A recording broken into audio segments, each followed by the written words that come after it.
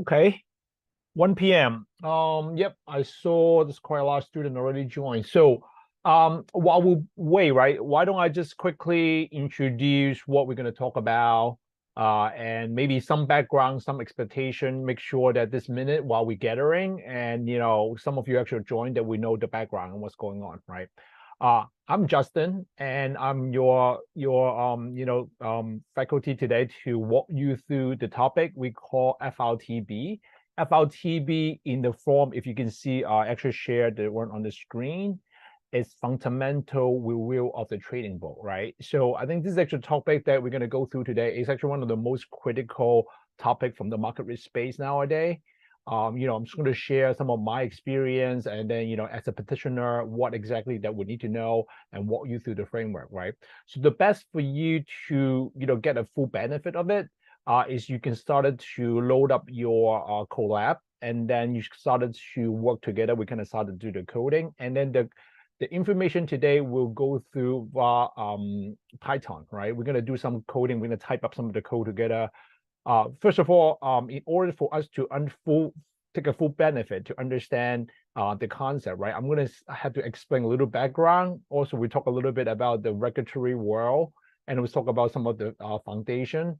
For those of you, actually, if you are quite new to the program, I just want to make sure that you're aware, you might get a little difficulty to get into it, but for those actually already completed FRM, you would know a lot of information, right? So this is actually quite a I'm going to try to quite a difficult class.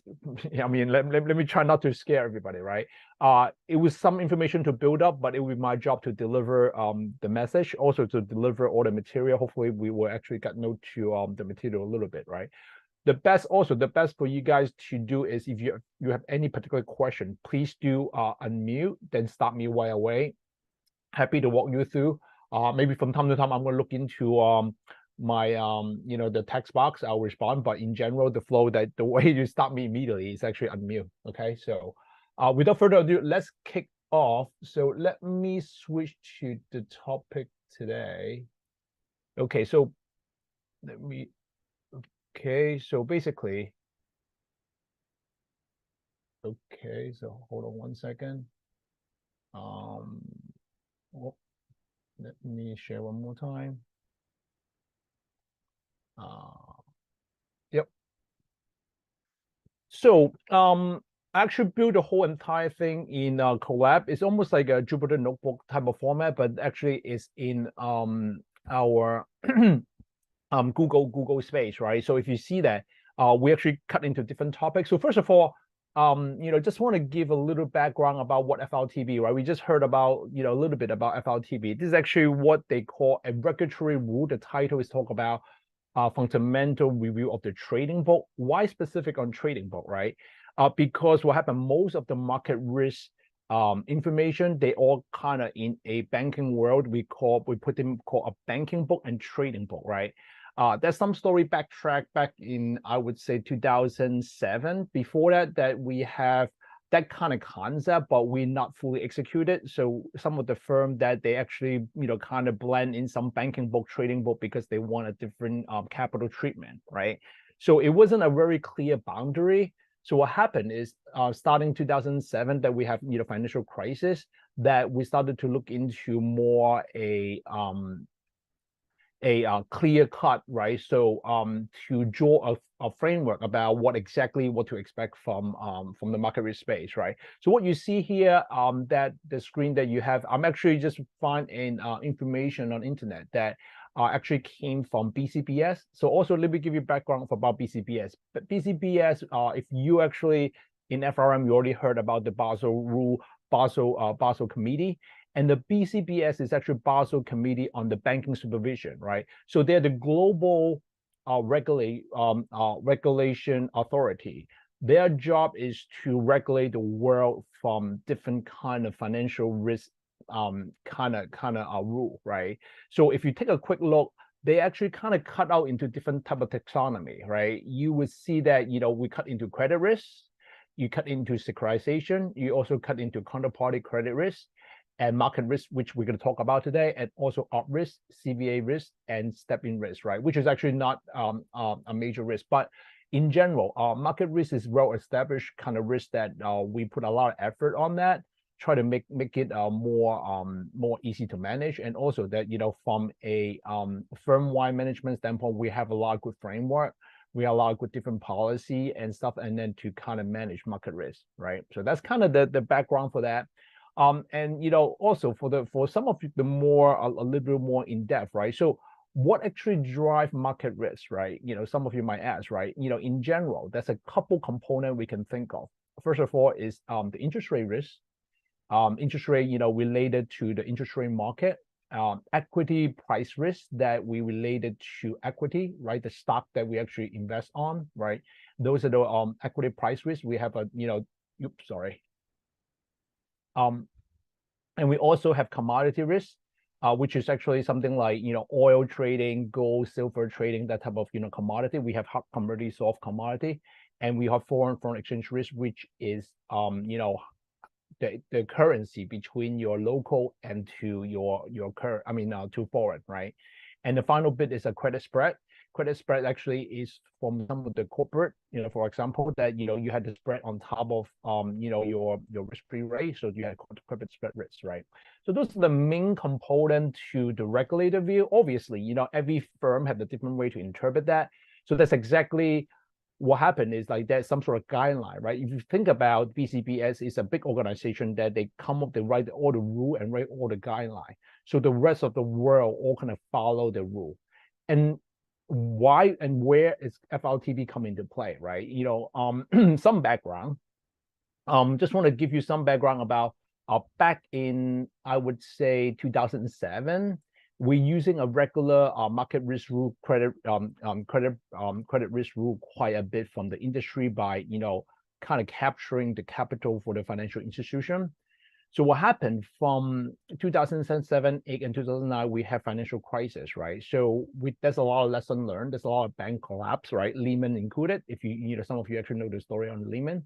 So basically, they are actually, from a regulation standpoint, they are refining the policy, refining the framework. So most of that, like the institution, they can follow through. They can kind of want to follow exactly the instruction. They will actually come up with their policy to do a proper risk management, right? So again, what went wrong? For example, let me give you a quick example from Basel II to at that time before like 2006 and 2007. Some of the history just want to share that they actually just have a very simple value at risk methodology, right? And then they don't have a lot of granular type of detail to capture some of the specific risks.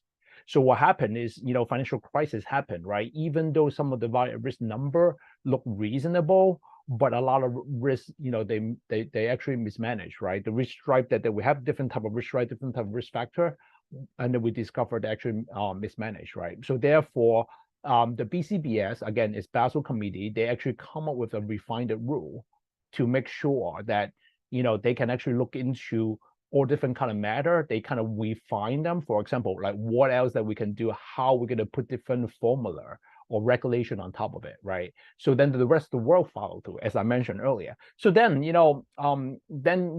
if you think about the global structure, we actually think about Europe, think about America, right? So every single, like financial institution, they kind of follow from the BCBS rule, they call, if you kind of look into it, every rule had the rule number.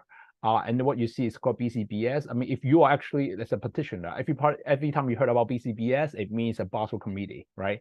And they talk about BCBS meaning it's a rule-based type of exercise, right? So, if you see that they talk BCBS 352, 355, 279, that's exactly where they come from. And if you search online, you can just type BCBS 352, you will be immediately seeing a brand new a PDF that they actually related to that rule. And by the way, the information I construct today, most of them actually came from the BCBS 352, right? I'm also sending the link, and then later on the link, you will see that most of the material I actually kind of refer quite a lot from there, right? So again, the whole goal, I'm spending a good 5 minutes to give you the background, was I'm trying to lay out the framework, trying to tell you exactly how what you experience on. And, you know, on top of it, what you expect today that you will learn some like a time series, right? And then you also learn to kind of go download some sort of like a live data from Yahoo Finance, for example, and you can see some of the very interesting stuff. I mean, this is actually kind of more like a brand new type of course that I wanted to bring this you know, material to you guys, right? So if you actually able to take advantage of it, at least you get some background understanding, see what's going on, right? So let's get back to the Basel 2.5. There's a couple steps, as I mentioned earlier. The Basel 2 is starting 2000 to 2006, I would say. And after 2007 and 8, I mean, we have financial crisis. And after that, I think around 2011, we started implement Basel 2.5. That's actually one step ahead. If you see the 2.5 is actually a Basel 2 addition, right? Or we call extension from what we actually manage, right? What they do is they introduce additional component, as I mentioned, right? If you kind of look back, what I have a little diagram here. This diagram actually tells us that, you know, before Basel 2, I mean, at Basel 2, we only report a 1 year value at risk, right? Later I'm going to explain what value at risk is. And they find out that this is not, you know, this is not enough to do the proper market risk management. So they do suggest to propose with a 1 year market stress fall on top of it. So they have to manage one VAR information. They do have the additional called stress VAR. And then they also add another one called IRC. IRC is incremental risk charge, which actually they cover most of that, you know, financial, fixed income credit product. So this is one of the items that we don't have, and this is actually the problem that we have from financial crisis. So therefore, this is actually a response from the regulator to help to do a better regulation on those particular product, right? From downgrading, also from from the way how the activity got downgrade, and why actually downgrade, and also from a little probability how they default on. So they actually put a lot of effort on that. So therefore, at Basel 2.5, the requirement, we add 2 additional components. Besides the 1 year value at risk, we actually will talk about more a stress VAR, IRC, and therefore the whole 3 pieces add together, they call market risk capital requirement. Okay, so again, it's not my focus to talk a little bit, but we will do exercise to look into stress VAR, right? Just assuming this, right? I'm going to just quickly shortcut on what is value at risk. Value at risk is measure based on the historic information that we're going to build on, and then we actually will base on certain confidence level. We are actually, kind of based on the confidence level, we are concluded that is my value at risk. So we actually put a level to measure the value, and then we consider that's actually that risk. So what exactly value at risk really mean? It means based on the calculation for certain number, that number will not be over to what you expected based on historical performance for your existing portfolio, right? We will have a little chance to look into it altogether, but the stress VAR is actually not looking for the past historic information. You have to look for the entirety. What I meant by entirety, for example, if I started to look for the firm risk from today, from 1 year ago, that is exactly what I measure a 1 year value at risk based on the past year information, right? Stress VAR is a little more involved. You need to look for the whole entirety. Let's say if I have 20 years of historical data set, I want to look into the past 20 years, right? To see exactly the past 20 years, what is the worst 1 year time frame, the value at risk that you have, right? So basically, there's some mechanic. This is the part that, I'm going to give you the concept, but later on, we're going to do the exercise together. I'm going to tell you how exactly that we actually pick the right window to consider was the worst, stress, period. That's exactly how they build up. Obviously, this is actually quite mechanic. So you will also have a chance to look into the data set, how we manage it. And the way that I'm going to do it, I'm going to use Python quite a bit, but I'm also kind of download them into spreadsheet. Hopefully I can kind of walk through and show you on the visual, right? And the other bit is actually we talk about incremental risk charge, IRC. So again, this is actually the part that I probably don't have much time to walk through. This is also a very complicated model. This model, in fact, they involve a lot of component, right? But again, as I hinted earlier, that actually measured the default risk and also the rating downgrade and transition risk they have, right? So those are the pieces actually quite heavily involved from a market risk base, also from a credit activity. Okay, so just kind of the background, but we're not going to put effort. Just want to make sure we give you a full picture. So again, just jump right into the topic that, is a good 10 minutes I spend on. We talk about FRTB, right? So again, what you expect is going to be a hands-on hybrid experience you have. You will see I'm going to put up a lot of different framework by copy directly from the BCBS rule. And then I started to explain the rule, and I started to let's do that decoding, right? So so again, as I mentioned earlier about, they have the problem on the banking book and trading book, but most of the trading activity in market risk, they are actually sit on the trading book side, right? The banking book side is almost like for a investment base, right? More like a, I say a credit, like a lending business, that sense of they will all sit in the banking book, right? Trading is almost like, you look into the market, look for arbitrage, and that's trading book. So the whole market risk idea is look for the trading book activity, right?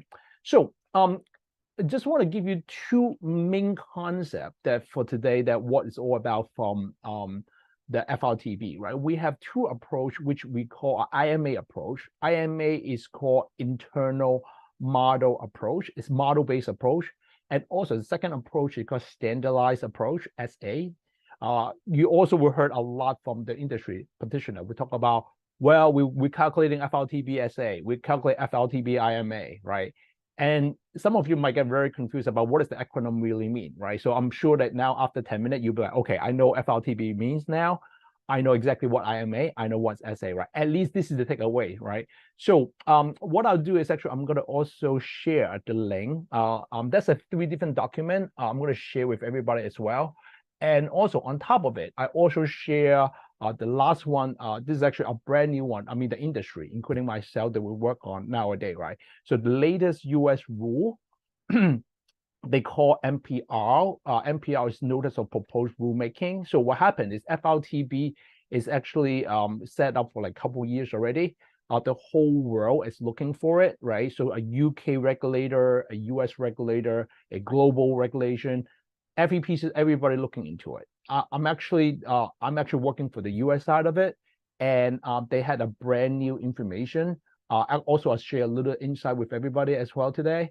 Actually, the information was new as of end of July. Actually, I'm starting August, right? And then we started to have the information. So the whole industry looking into it. Why we have such a rulemaking as a proposed rulemaking? Because the regulator from US, they want to propose that rule to all the US entity, all the US banks.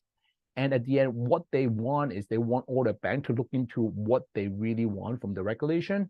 They say, why don't you go ahead, take my proposal and come back to me, see whether it makes sense or not, right? So this is actually an open discussion to the whole industry right now for all the main big banks, for example, like JP Morgan, Morgan Stanley, Goldman Sachs, Citibank, all those US banks, they all looking into it. They will also feedback frequently back to the regulator. So therefore, this rule also happened to be new. But how do they build this rule? This rule actually based on the BCBS, the FRTB rule. Okay, so this is actually part of the the idea that I'm gonna share with you. If you search online, you will see BCBS 352 and BCBS 457. You will both find them all.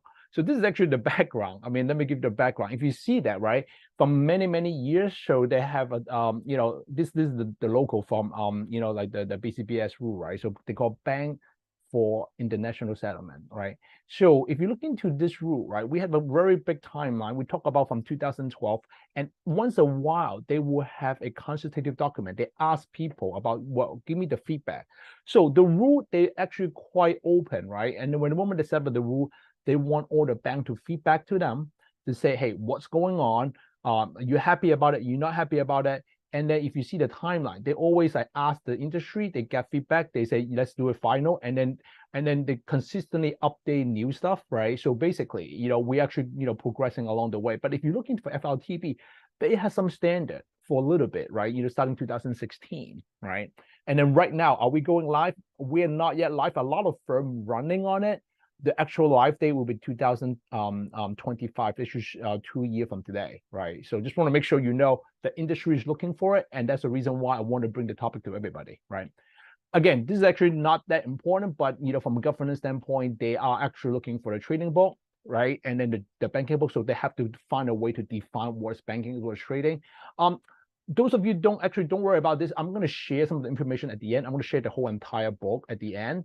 But right now, let's kind of dive into what we do, right? Because I think one of the main key points is we need to do some coding, right? I'm going to explain the rule and then we do coding. So let's go back to the IMA approach, right? So there's two ways you can see, right? So IMA approach, I mean, unfortunately, it's a little small here. If you look into the whole entire market risk, we have a IMA internal model approach here, and then we also had a standardized approach. On top of it, we have all other additional components.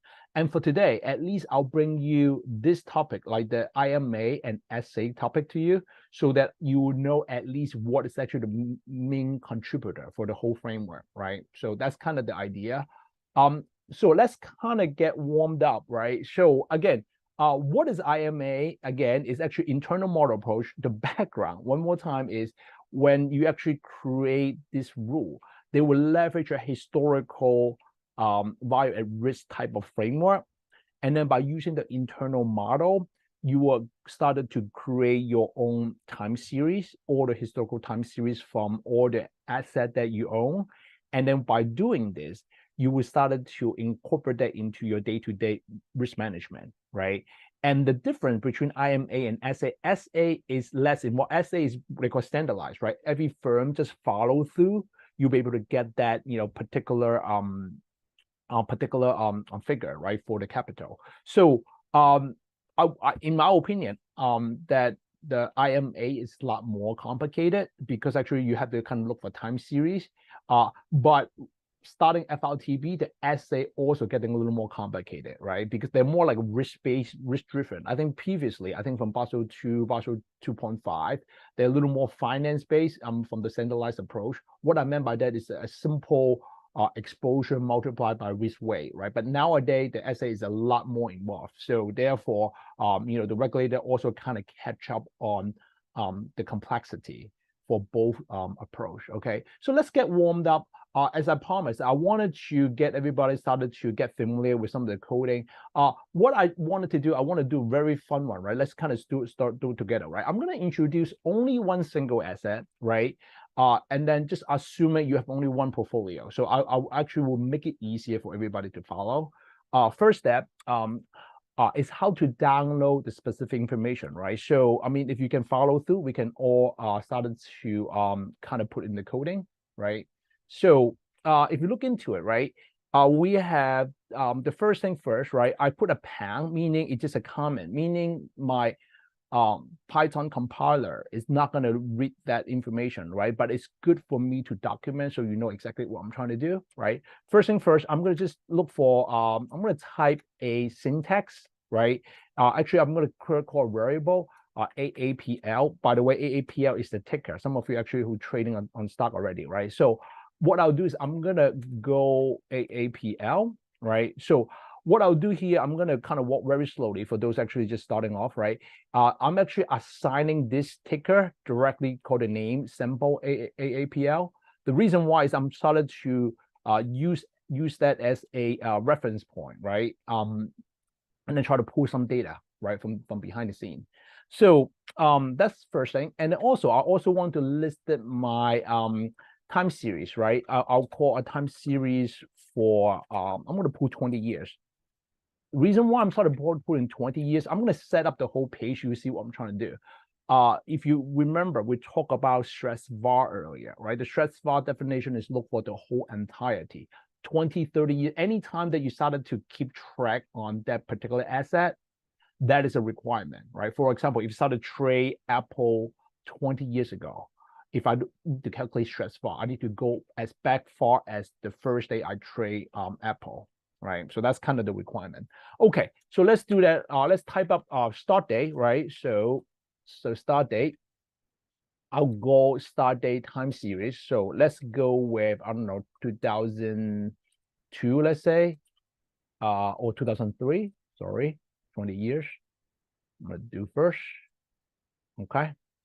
And I also wanted to list it as start date 1 year only, right? I'm just, well, you see, I mean, if you kind of see when we type up together, you will see kind of my style. My coding style, I also make it clean because actually I know a lot of different variables I need to deal with.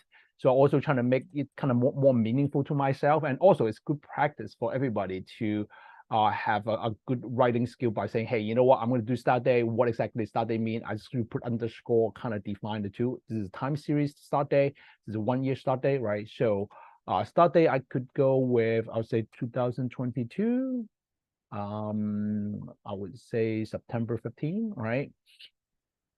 Okay, and they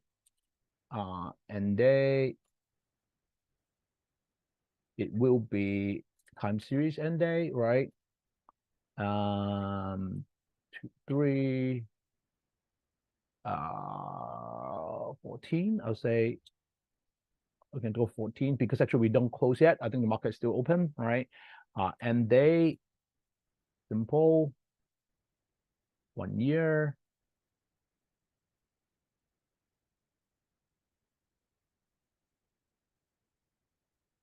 Okay.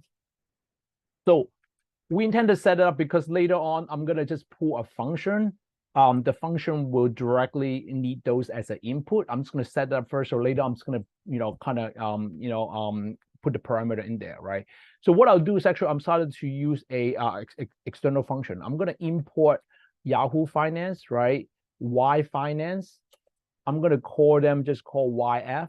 So later on, you will see I started to call YF, meaning I'm calling this particular function, right? This is actually not a function, this is actually a library, right? A Yahoo Finance library, right? So maybe I'm going to just do a better job by documenting it using YF Yahoo Finance function. Okay, so okay, let's work on that. So I'm going to just call data AAPL, right? Let me just something called data. So what I'll do is I'm going to call YF, or right now I'm starting to call the entire library that I'm going to use it here, YF dot download. So I start for download my data set, right? And then you will find out that they started to put a lot of different functions, right? The beauty about that is actually if you start to connect, they will start to realize all other parameter you can use, right? But there's so much I can do. So that's why I already kind of pick a couple pieces. I'm going to just highlight so that we can make it easier and quicker, right? So when I go download, I'll go symbol, right? I'm going to go AAPL, right? We did it. We just typed it out already. So that's good. And then I'll say start. So because actually they were asking for what do you want? You want a start date? I'll say start, right? Start date. So you see start date, I'll say time series, and I say n equal to n day time series, right? I have start n. So basically, this is the first thing I do. I just pull a data, just call AAPL, right? And also on top of it, I'm also trying to pull 1 year data set, right? 1 year equal to same thing. Download. So sample, right? Well, make it easier. Oh, in fact, I can replicate the whole thing. The only thing I just have to switch, right? So let me try to do a quicker shortcut way. Copy, paste them. And this time I'm going to switch to 1 year, right? So that's why sometimes it's good that when you know one particular line is working, the other one can easily follow through, right? So we have 1 year right there. So also, I'm going to also assign the closing price. I'm going to say data underscore. So I do, well, the reason why, I mean, I knew the function well, right? For those of you actually who didn't know the function, I think it's a good time to learn together, right? So let me see. I don't see the open bracket. Where's the open bracket?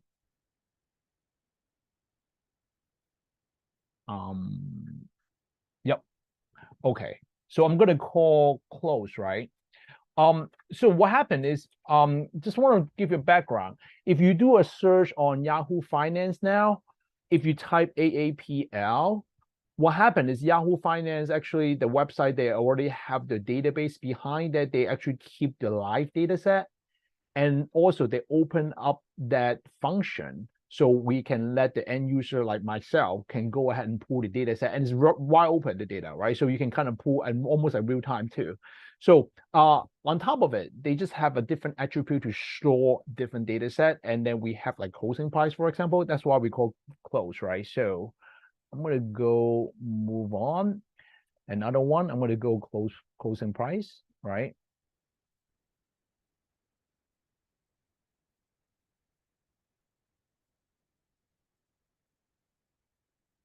Data, AAP. Oh, okay. So I'm going to just get this, replicate here.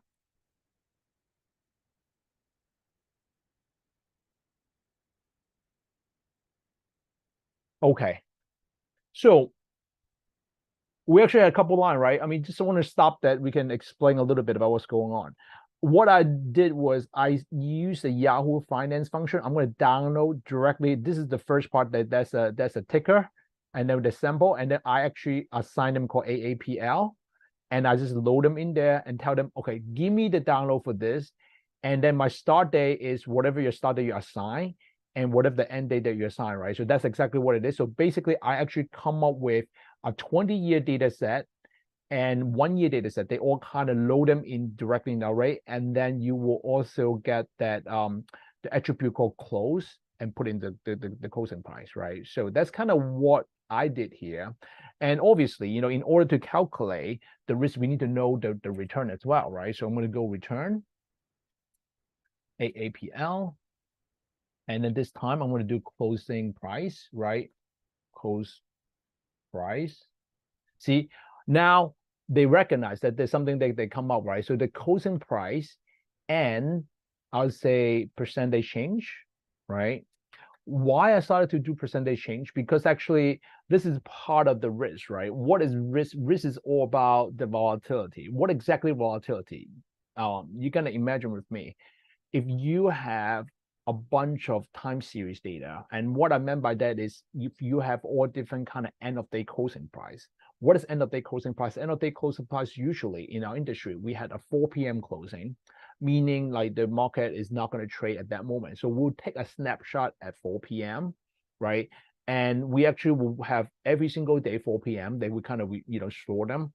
And from a risk manager to do the proper risk measurement, like for example via risk, we are basing on from that 4 p.m. mark, right? So every single day we would do that. And also on top of this, if you wanted to calculate your volatility for your underlying, the best way to do is compare the prior day to the today, and also kind of simulate based on the current day to all different prior days, right? So that's exactly why I need this information. I need to make sure I calculate the return and make sure the percentage return should come into it, right? So let's continue. So return AAPL and then close price, and then we go with the price change. And then something I wanted to share. I actually run a little code before. I find out I learned a mistake by they have some information that the data. What happened is that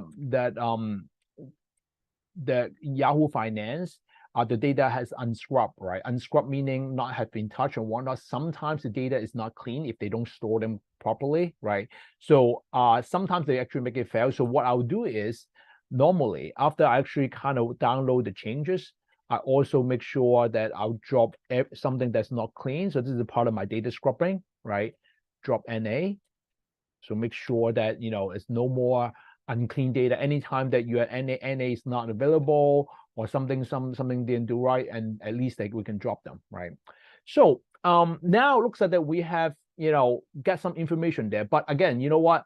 It's very difficult to visualize because we're just doing some code, right? So the best is actually I'm kind of pull another function. I'm going to import another library to kind of show you guys exactly what we just did, right? I mean, there's a good 20-year data. At least I think we should look into it. So this upcoming, I'm actually kind of import, right? They call matplotlib, and then they also call py is Python plot. I wanted to do some plotting. I wanted to take a look at exactly what the data that we gather, right? I want to plot it. and then I call PLT, right? Just I think it's a common practice to do that. So I'm gonna also give you a little background. Let's just say create the figures and axes. Okay, so follow me, please. I'm gonna just do that. In fact, I'm not I don't usually remember those things.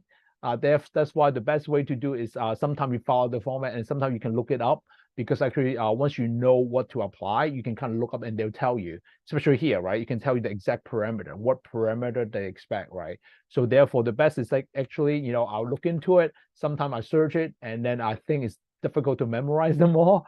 Some of you actually, if you keep doing that, I think you'll actually get it in your muscle memory, but I'm not that good. So for example, like the fixed size, I don't even know we're gonna have to use this fixed size, right? So again, it's absolutely okay to kind of look it up, right? I don't think that's actually you'll be penalized or not memorizing them, right?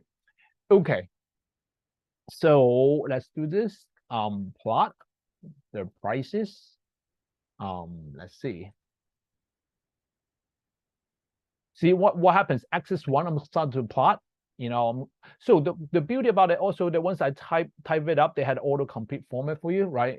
Oh, I think I used the plot here. And then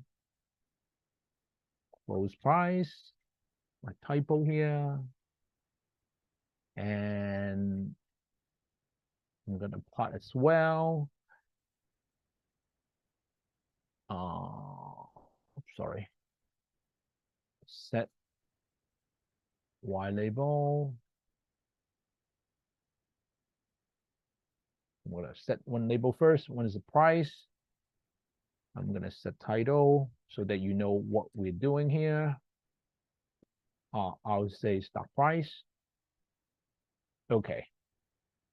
So because all the information already kind of downloaded, you just have to go back and piggyback on what you just did, right? So that's actually quite easy. So I also want to do the second one as well, right? We have two axes.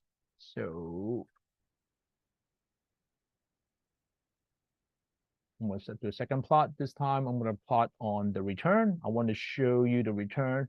In fact, most of the time that we do, right? I mean, to do risk management, we always look into those foundation, right? To make sure that I think obviously you can look into the date number itself, but usually we leverage quite a lot by looking into plotting, right? It should make it easier for us to visualize and know the level, right?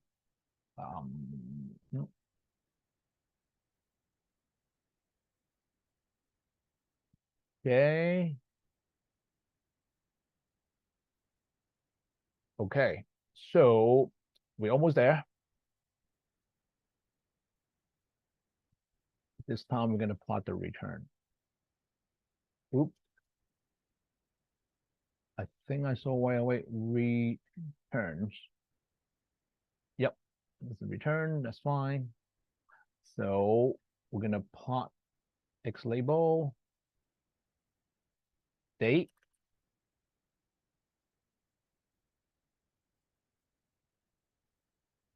label. I'm going to do plot height layout. That should make it prettier. All right. So let's get ready. So, I mean, okay. So also let me say, well, this is actually kind of obvious. Set the label, right? It's label set. And we just adjust the layout a little bit. All right, let's see how that goes. So what we'll do here is after we type everything up, we're gonna just run it. Oops, something wrong with it. Let me see. IG 1, 2 subplots 1.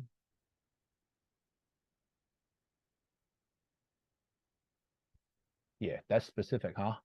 All right, let's do it again. Do complaint share. So FIG XS1 and 2 PLT. Yeah, what's going on? It's hot. fixed size.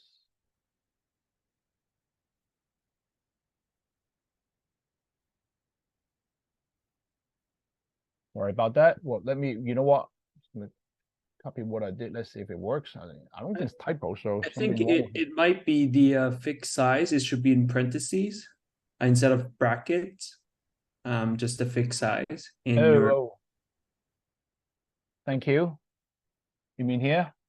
Oh, it's parenthesis actually, not bracket. Parenthesis. Yeah, let's see. Oh, thank you. All right. So, Oh, yep, it works, right? So, let's take a quick look. Well, a couple of things I want to highlight here, right? So obviously we're actually pulling a very heavy data set, right? You can see the Apple stock actually pulling all the way from 20 years ago, right? Also, this is actually the level, right, that we have, like, how exactly from the price standpoint. The second part here is this is the daily volatility, right? From many years, right? If you see that we kind of pick on, even though today, right, we actually go, so you had up and down, up and down. So they basically, this is exactly what I want to see because value at risk, you basically manage looking into the whole volatility for 20 years or 1 year, what have you, right? So this is a good starting point, the good, background to look into how we actually look into to the data set, right? So, questions so far? Well, thank you again. Thank you for the tip about the type up that I was wrong. Question? Okay, so now if you think about this, right, I'm gonna also do a little more plotting, right? Show you what exactly was going on from portfolio, right? Assuming I have some portfolio size. This is only, by the way, this is only a data set without any particular investment, right? It's just a plain stock price, plain volatility, right? The change, right? But what I'm trying to do is I'm gonna try to make sense of it. Again, assuming that I am a investment, right? Investment guy that, from equity investor.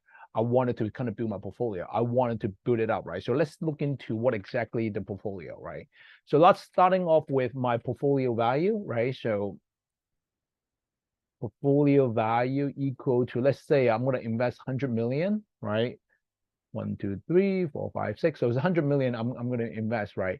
So now I'm starting to capture, we call it P&L vector. So what is exactly P&L vector? P&L vector, in fact, if you look into that, right, you have all those pieces every day. This is actually every day. You have one day up, one day down, one day, assuming, I don't think I go that way, but I mean, like, you had the up and down every single day that represent the move up and down. It become a vector by itself, right? You can store the information there. So basically, I wanted to also kind of, based on the vector move, I can kind of determine what is my true volatility, right? So P&L vector equal to returns, right? We have earlier returns on AAPL and then multiplied by the portfolio value, right? So this is my P&L vector. This is definition on that. And then also, I also want my 1 year worth. Well, in fact, I'm doing a little bit of very ambitious by doing both, right? In general, I think we should go with 1 year, and then we actually will kind of look for the 20 year first. The reason why I'm doing this is actually I want to explain two component ones, so you can see, wow, this is actually VAR, this is stress VAR, and then you can see rather than like me to kind of introduce VAR in one point and then gonna go back and then we do the whole thing from scratch, right? So let me do this. What I'll do is I'll copy. The only thing I'll do is I'm gonna change because actually this is actually coming from 1 year, right? And this is coming from 1 year as well. Okay. And then all other pieces, again, let's do plotted. Well, sorry, not 1 year, sorry. The portfolio is portfolio, right? So okay, so let's do some plotting again. Again, this is actually the part that, as I mentioned, I could make mistake. All right. So FIG, okay, I think I'm gonna just copy on what we have earlier.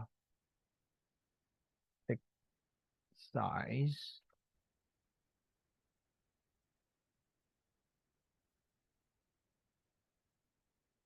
Okay. I'm gonna do some his and based on P&L vector.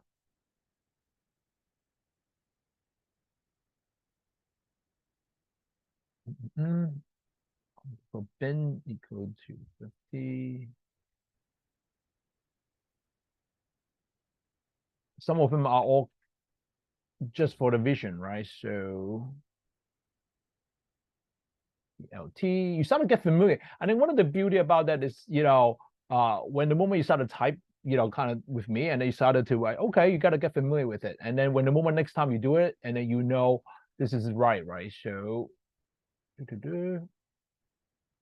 Y label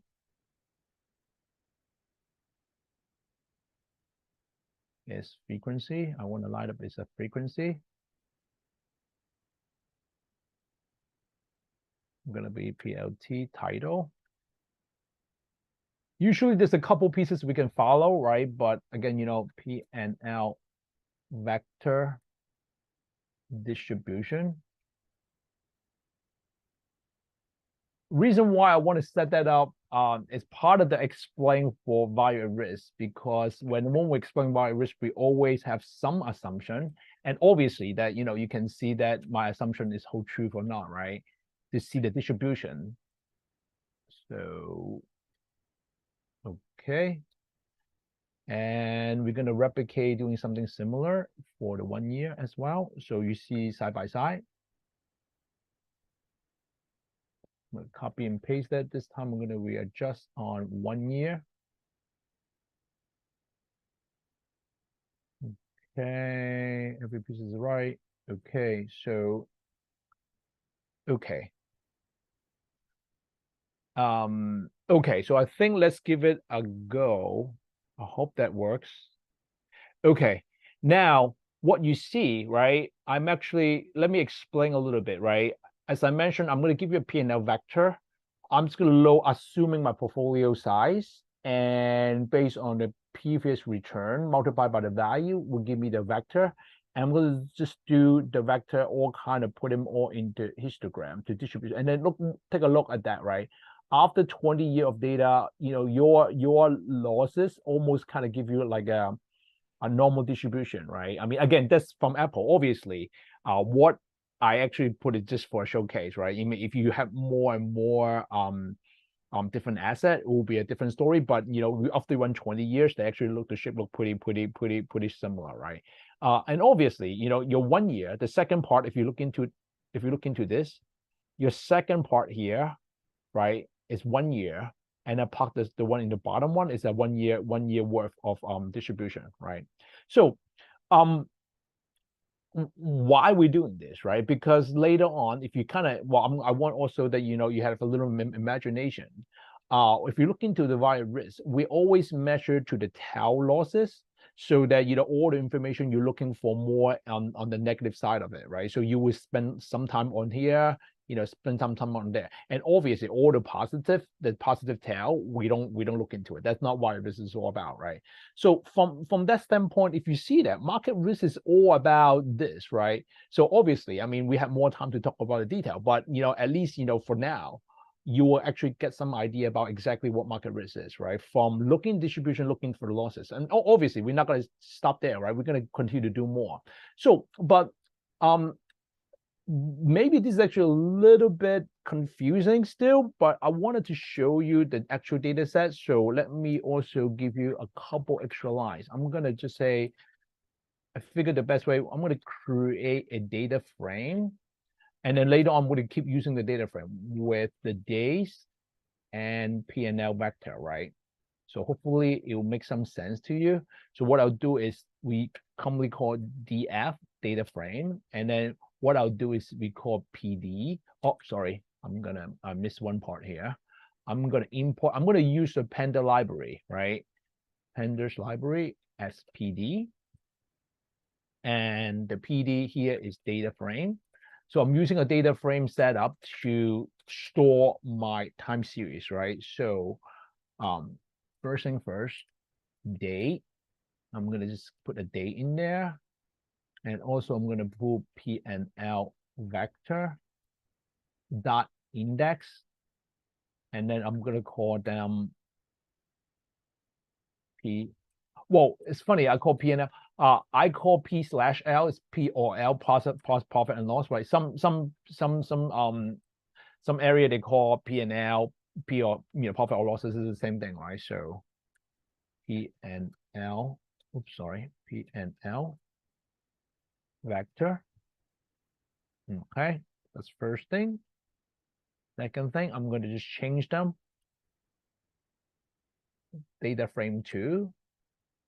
I'm going to also look for this P&L vector 1 year. I'm going to look for, in fact, you will find out that your 1 year is inclusive for the 20 years, right? Because you see my day, I already kind of put them directly under my assumption of the same exact year. Obviously, if your 20 year actually happened to be, the worst as yesterday, it could be the same too, right? But anyway, so let's see if that works. Maybe I'm missing something here. I think, yeah, because the color doesn't look right. So, yep, I think I missed this. And I think I missed this. Yep, I think it looks a little cleaner now. Wait, what did they complain now? Open. Huh. I always got caught up on those things, huh? Open bracket, close bracket.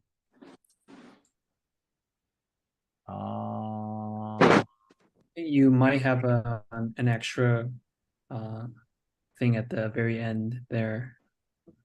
Oh, no wonder. Thank you. Oh, no. I think the dot, like the next to your 1y on the very end side of things. Yeah, there we go. And same for the previous one, I think. Yep. Okay. Good. All right. So what I try to do here, let me repeat again. I'm actually trying to create based off my regular 20 years and then 1 year specifically, right? So let's kind of look into it. Let's run through it. You probably don't see it because actually I did not ask them to show, right? But right now I'm trying to, oops. Okay. Is there something wrong with my pandas here? Import pandas. Data frame. Strange. P&L vector dot index. P&L, maybe some spacing. Yeah, you know what? That could be it. Oh, they're very sensitive. Okay. Yep. Still not there. Panda module have no attribute data frame. Really? Oh, data frame. Gee.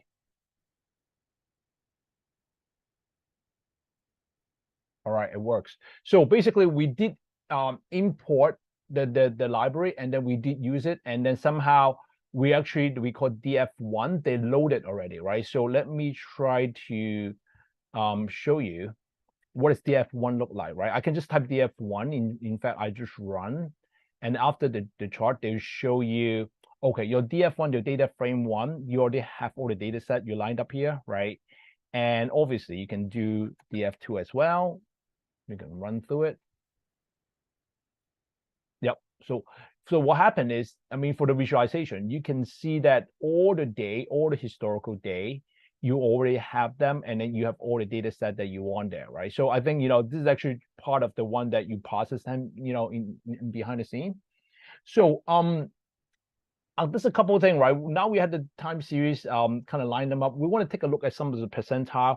Why I wanted to do the percentile again, because actually in order for us to calculate via risk, we normally look for the distribution. And then once you actually go for the distribution, we started to pick on different percentile. And that percentile is actually exactly the point for you to recognize your variant risk, right? So in theory, in variant risk definition, people will talk about, well, how long for you to the holding, right? For like 1 day, 10 day, or like what is your confidence level for a varied risk, right? So those are the usual kind of topic that people talk about. So therefore, for the context, I also wanted to type up a couple percentage. You kind of get a sense what's going on, right? So let's dive into it. So looking for the percent, right? And then what you need is actually you had to go from the skippy.statistic model, and then you import the called percentile of score. Reason why I wanted to just look for some percentile, I was kind of lazy. I don't want it to really count to it, but that's the reason why I'm doing this. Okay, so but again, it's also a good exercise for us to play around with the percentile, because actually we use quite a lot for varied risk. And but for your visual, right? I will at the end. I think I'm going to also try to connect it directly to maybe Google Drive, or maybe something that I can take a look at from the time series into more like Excel. You can open up Excel and then you can see the time series, and we can kind of do the sorting to prove it out, right? And I want the exercise to happen, because it's actually good for us to visualize, like what percentile, and then that's exactly the varied risk, right? Anyway, so let's continue. That's gonna a couple type up again. It's all the data framework, right? So I'm gonna just call percentage, right? Percentile, sorry, equal to df1, and then we already stored them previously, name P&L, right? You saw that. If I actually type it right, they'll pop up. If somehow that they didn't respond to it, maybe I didn't do it right? Dot apply, right? And then I'm gonna just do lambda x.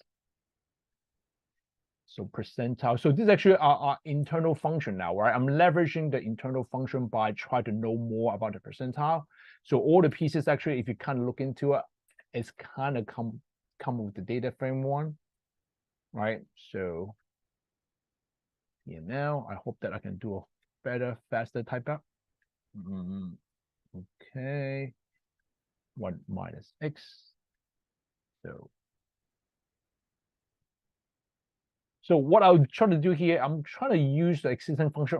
Okay, so I'm going to carry a pair, right? Always. df1 is my first initial 20 years. df2 is my 1 year, right? At least and also that, later on, when the moment we calculate out, we'll use a 1 year time frame, right? Not the 20 years. 20 years, we're going to stress only. Okay, so let's display them, right? I'll call df1 20 year, right? And one of the part about, after you get them into the frame, right? For me, the best way to kind of eyeball them, I would kind of do a sort, right? We use traditional sort. Any sort you can find, right? As long as you sort them. So what happened is, let me kind of give you a little, explain. Imagine you have all the time series, they all lined up, here and there. But for me to appreciate that tell, I need to sort them in the right order, right? From a positive to negative or vice versa. And then I start to look for the negative tail. I say, that's exactly where my 1% or 5% go, right? So therefore I use sort quite a bit. And also for me, for eyeballing, right? So what I'll do is actually I call something a sort, they call sort value, right? This is one of the built-in function again. I'm using quite a lot of built-in function, because at the end, if we don't use it, then I think we spend a lot of time doing quite fundamental stuff, right? So ascending equal to force close dot round 0.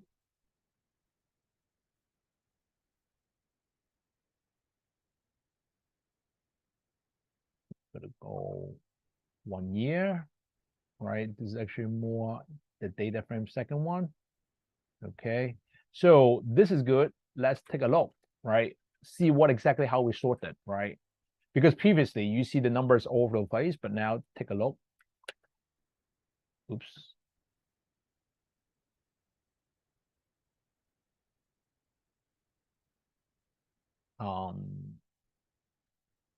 Sorted view. Okay, good. If you take a look, right? So they actually kind of nicely line them up. Just being nosy, look into when was that happen, right? I have some good positive time in 2008, okay, making some great money.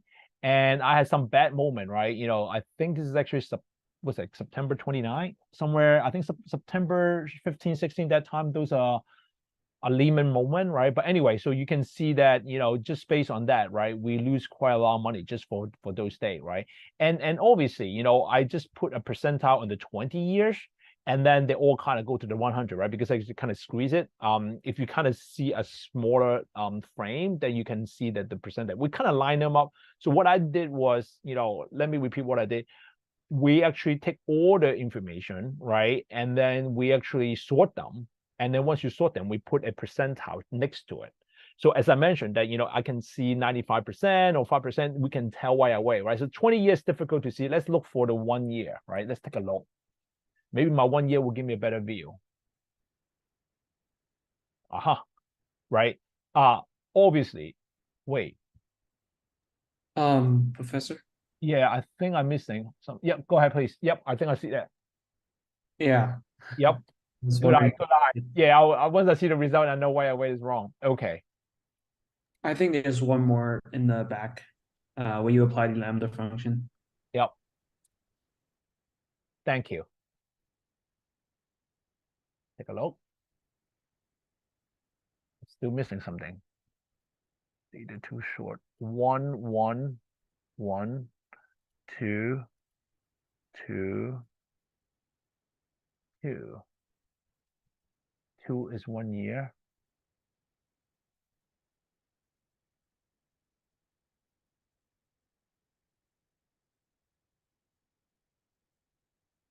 They're still showing the data frame 1 here. So let me see. Data frame, yeah, this is 1 year index, 1 year vector, 1 year return. Yeah. Why not showing the 1 year sorted? Oh,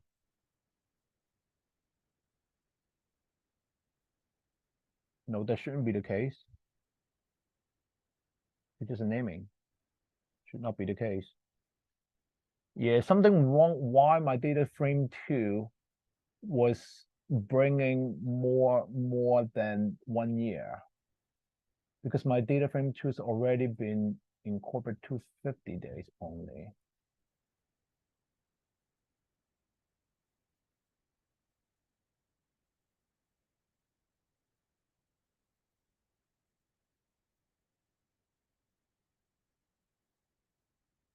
All right, let me take a look again one more time. If I sort the value by P&L and I do the ascending round, yeah, sounds about right.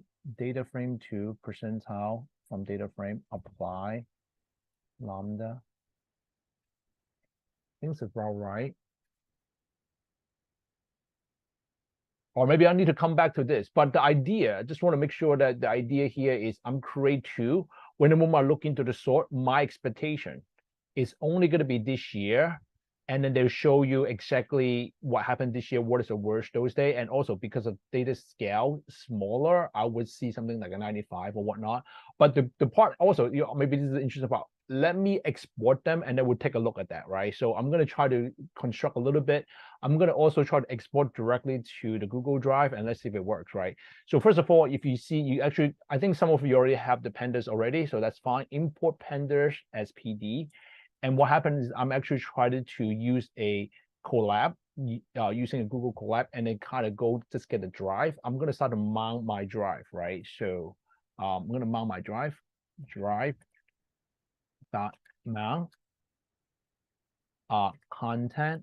So if you are not really savvy on moving a lot of your existing setup, this is actually the most standard one. So I hope that it will actually will work on your machine. I did not do anything fancy on my PC, so I think it worked well. If you do, you might have a chances that you're not able to see that, right? So okay, I'm going to create a data frame again. So this time I will, well, sounds like, I'm not doing a right thing, but we got it. So let's see, 2, 1 year, okay. I'm going to go this way, right? And at the end, what I'll do is I'm going to create the data frame. I'm going to assign the frame into the sorter one, and then I try to export it to Excel. So let's see if it works, right? if you can follow through, PD and data frame. Huh, my PD doesn't pop up anything. PD dot data frame. Yep, data frame. I'm going to use the F1, 20 year. I'll copy the same thing, the F2, data frame, the F2. This is 1 year only, right? Okay. So, and now I'm going to just set up a path, right? Setting up a path. So what I'll do here is I'm going to go Excel, File, Path 1, Content, Drive, My Drive. So I think this is actually the part that you need to be creative, because actually after My Drive, you need to determine, this is the part right here.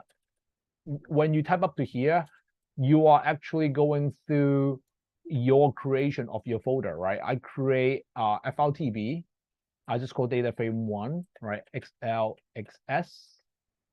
And I'm going to do the similar. So I'm going to export 2 data frame. Obviously, my data frame 2 is corrupted. So I think I would expect about the same exact file. But in theory, I should have one with 20-year worth of data set. And the second one will be 250 day of data set, right? So I'm going to, okay, so now I have this 2 constructed. I'm going to just go data frame 1. This time I'm going to use a function called toExcel, right? So this is exactly what happened, that you're actually taking your data frame, which is your data frame here. You're actually going to Excel dot to underscore Excel, right? And then I'm going to just do Excel path, copy, comma, index equal to false. Maybe, yep. And then the other one, data frame 2. So the expectation here, I hope that I'll do it right, that you will actually dig the data frame and then export it via collab and then to my drive, right? And then they'll show up and then we actually can open that up, right? So that's that. So let me see if it works. So I'm gonna hit run. So what you see is like they said, permit this notebook to access your Google Drive first. Yeah, sure. Connect to my Google Drive, no problem.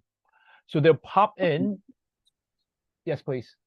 So DF2 is that supposed to go to path 2 in the last line? Oh, yep, you're right. They're all gonna. Well, I think my DF2 corrupted anyway, so I think it would be the same thing. So I think if you scroll up to like the very first block of code, I think the problem lies in return Apple 1 year in like the very first block. Oh. That is when you initialize the close price as the regular close price. Instead, you should use the 1 year. Oh, here. Okay. Yeah. So in the return Apple for 1 year, it should be close price 1 year % change. Yep. So that would probably fix the problem. Great, thank you. Wow, you actually follow every pieces. Thank you. Great. So let's rerun it again. Hope that works. Yep, it works. So let's take a look.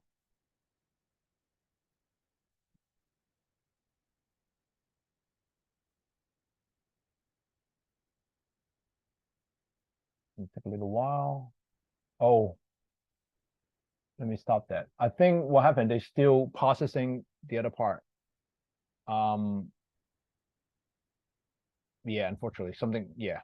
We'll fix it. I think somehow I think something wrong, like you said, something wrong with the 1 year, because I think I copy and paste penalized on my lazy list. If I don't copy and paste, I think that I won't get stuck that much. Yeah, anyway, all right. So let's continue. I think there's something good going on here. Okay, so let's kind of run it again. Okay, so whenever you need to you connect to Google, so I hope everybody within the same right ID that you actually connected to your Google Drive. I'm just gonna go agree. I'm gonna click onto it. And then they ask you to see whether your Google Drive, you wanted to access to it. Yeah, sure. I'm gonna use my Columbia.edu ID. I'm gonna allow them. It'll take a little bit because I just started communicate, take the data frame and export, and then go through Colab and then go directly to, oops. Data frame one. Yeah, I think maybe some spacing though. I don't know. Let's see, data frame 1, 2, data df1.2 Excel path 1. Ah, some space. Yeah, nice.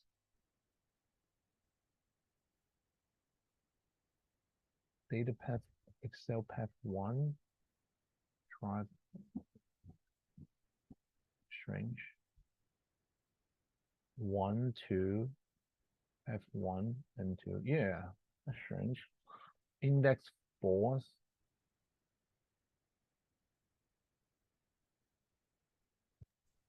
Oh, drive already mounted. Okay. All right. So I think maybe it happened only to my machine because I already mounted earlier. Let me try this. Let me try to create another new one. Let's see if that works. Yeah, they mounted already. So maybe I think you maybe your desktop should be fine. So okay, so if actually that works, right? Let me walk you through what happens. So you go back to your collab, and then if you kind of go to the part here, if you open the folder, you will start to connect, you mount your drive into the drive over here. And then as I mentioned, I call my drive. And then I will actually create something called FLTB. And then I have my data frame stored here, right? So if you kind of double click on that, it will actually show up. So let me share the screen. Give me 1 second. I'm going to open to the data frame. 1 second. So I'm going to open 2 of them. So I'm just going to give you a visual, right? So let me. Is it possible that we don't have that? Because I have the same problem as well. Because it says that I don't have FRTB as my. Well, yeah, because you had to create it. So basically, you need to go to your drive, created that first. Once I created, I think that's why the mount kind of get confusing, right? Because what happened, I actually created the folder first. So when the moment I type it, or you can just simply use your own folder, right? You can just drop them in there. I just specifically make it. You just can drop. So basically, I think you just can ignore this. You can just drop your data frame. They'll just go to your drive and drop it.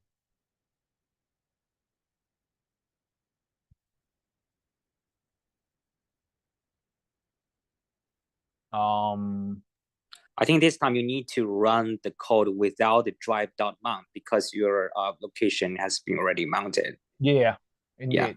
Yeah. Yeah. Thank you. So let me open up. Thank you, everybody. Let me open up the share. I'm gonna share just for data frame 1. You know, data frame 2 is kind of corrupted. Let me share 1 second. Data frame 1. So what you have, right? Again, you can see. Let me make it a little bigger so everybody can have a better vision.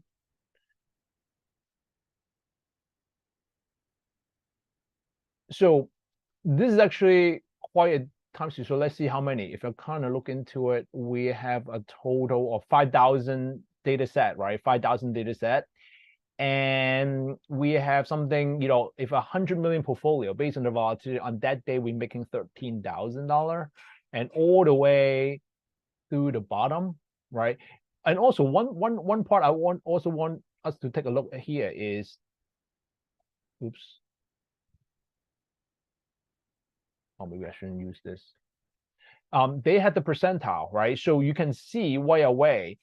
our value at risk started coming to life, right? Because actually, I actually started to type up the percentile, and then the percentile actually lined up. If you see, this is all kind of grouped into 100, but at the end, you kind of get very precise about it. And this is actually the 99% zone, right? So those are your 99% type of information here, right? And again, the idea that we can do value at risk, right? We look for the whole entire vector, and now we started to look into the percentage, right? I mean the percentile, right? And then, like, for example, here 99 percentile, that would translate into your 99 percentile. Those are the information. That's exactly your value at risk, right?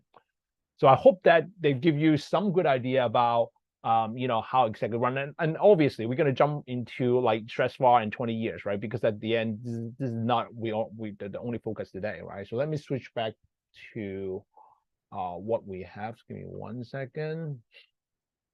We'll go back to okay. So okay, now we know, right? Now we actually try to see whether it makes sense or not. One thing that we can, think about this, right? I mean, if I actually go to, I'm just going to call data frame 1 my 99 percentile. So the easy thing to do, as I mentioned, is we can just do the data frame 1, and then I would just go to my P&L. And then I can just simply go quantile, right? And 0.01, enter. I'm just going to run it. And then you can see right away what the number, and they'll tie back to what you have, right? So again, that is actually my 99 percentile right away, right? That is the whole point that, we all spend all the time for, right? You download the time series. Well, let me recap. Download the time series, right? And then you actually do the daily changes, and then you actually put in vector, and then you sort them, right? And then you look for the percentile, and that's exactly how you get the 99%, right? Again, we can do some chat. We can kind of look into it, right? And then, but again, because actually I failed to do that, and then I'm sure that I can type the sort, but still not going to come out, right? I mean, I hope that it work, but I doubt it, So this exercise by means is actually just kind of eyeball them, right? Because at the end, if you can see your number, it can kind of make sense of it. But right now this is not. So actually, I corrupted that the 1 and 2 data frame, right? So. Anyway, so now let's kind of get familiar a little bit about the confidence level, right? Because we talk about confidence level, and also wanted to show you a couple lines of example, see how we actually kind of make sense of within the whole distribution, how we move, and how exactly the VAR will look like, right? Because I think this is actually some of that more like a rationalization, right? So confidence level.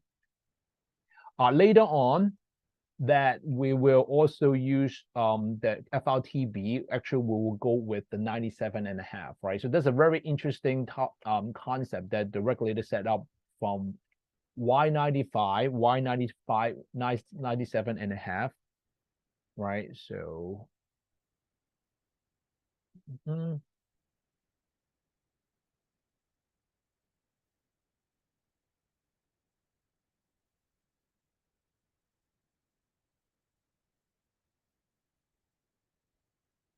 okay, so I set up 3 set of confidence level, and then I'm going to use them later on. I'm going to call them up, right?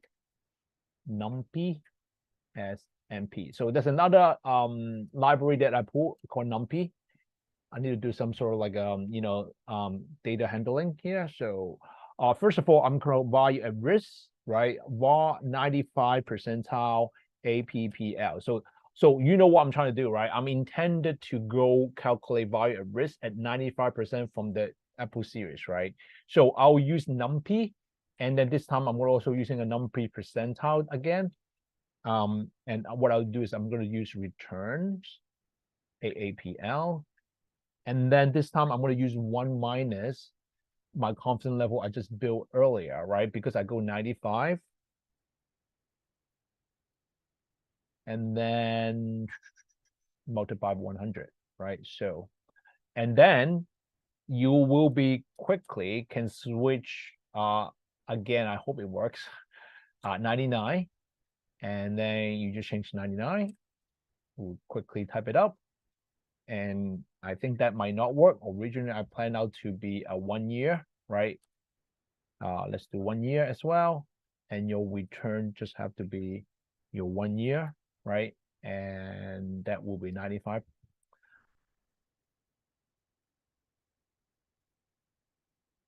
And 99, sorry, 95, 99, 95, 99.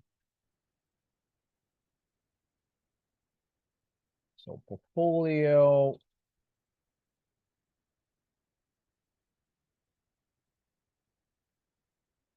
sometimes it's actually good to have that because in general, as a risk manager, we are required to look for both 95 percentile and 99 percentile all the time, because 99 percentile is meant to be a regulatory requirement, while 95 is internal risk management, right? So that's some insight I want to share, because as a risk manager, right, sometimes we actually look into just for some level for our own internal management, right? We don't have to do it all the time, but 99 is actually we call a regulatory law, right? A regulatory only, so. Hi, Justin. Yeah, just one more comment on the returns, because if I remember correctly, Basel Core requires 10-day P&L for the value risk calculation, Correct. and also the expected shortfall, right? So in this case, you are using the daily return. So that's the slight difference. Just want to make more comments on that. Thanks. Right. And then, yeah, so I guess, I didn't go to that detail because actually I try to make sure everybody understand. We have 1 day, we have 10 days, we have different way to quantify that. And you are also absolutely right. So I think what happened is we have to adjust accordingly. And then for me to reason why I bring up different kind of return, because actually, we have a different view on a specific one, right? Thanks for your feedback. That's great. Thanks. Yep. So portfolio 95, portfolio 99. All right.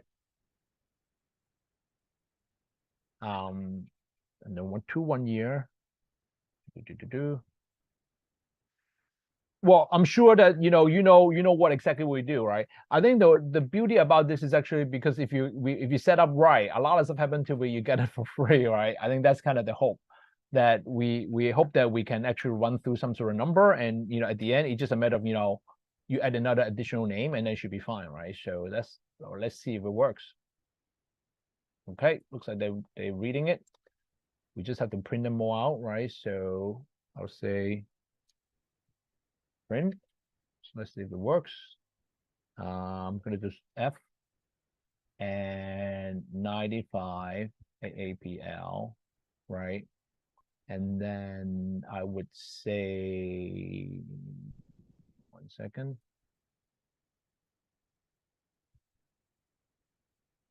$95 AAPL. I'm gonna just say here.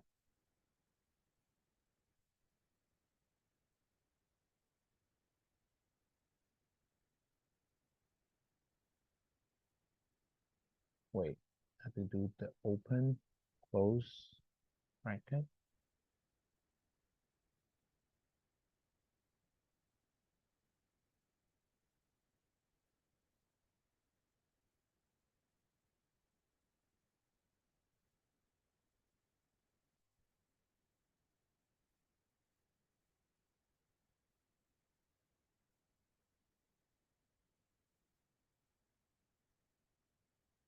Yeah. So it works. What is the one? No.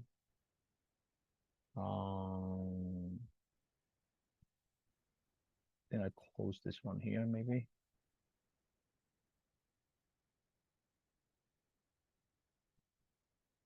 Yep. Okay.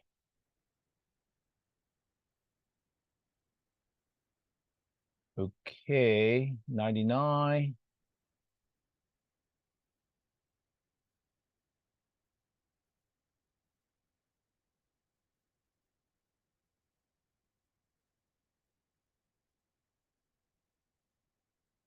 Wow.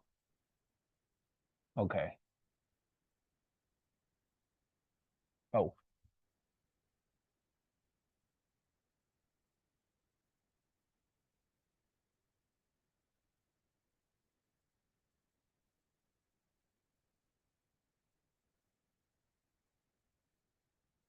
All right, at least these two we know. Okay. So you can tell right away your 99 percentile is actually the loss magnitude is a lot more than the 95, right? Kind of obvious because if you look into the tail, one is actually more lean toward the left, and then the other one is a little lean toward, more on the 5% side, right?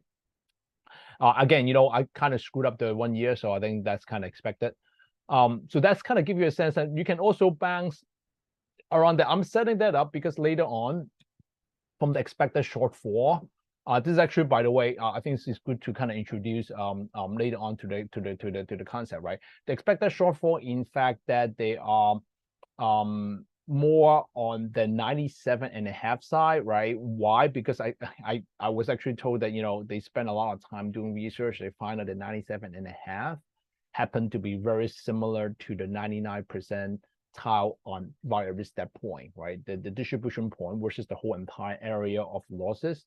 That's exactly what they said, that they calibrate to be almost identical. That's why they keep using 97.5. So basically, our via risk to expect a short 99% higher via risk and 97.5 expect a shortfall to be almost identical. I won't say identical, like close, I would say, but actually I find out they're not the case. They're not that close, but in fact, that's what they try to come to concept, right? The regulatory requirement.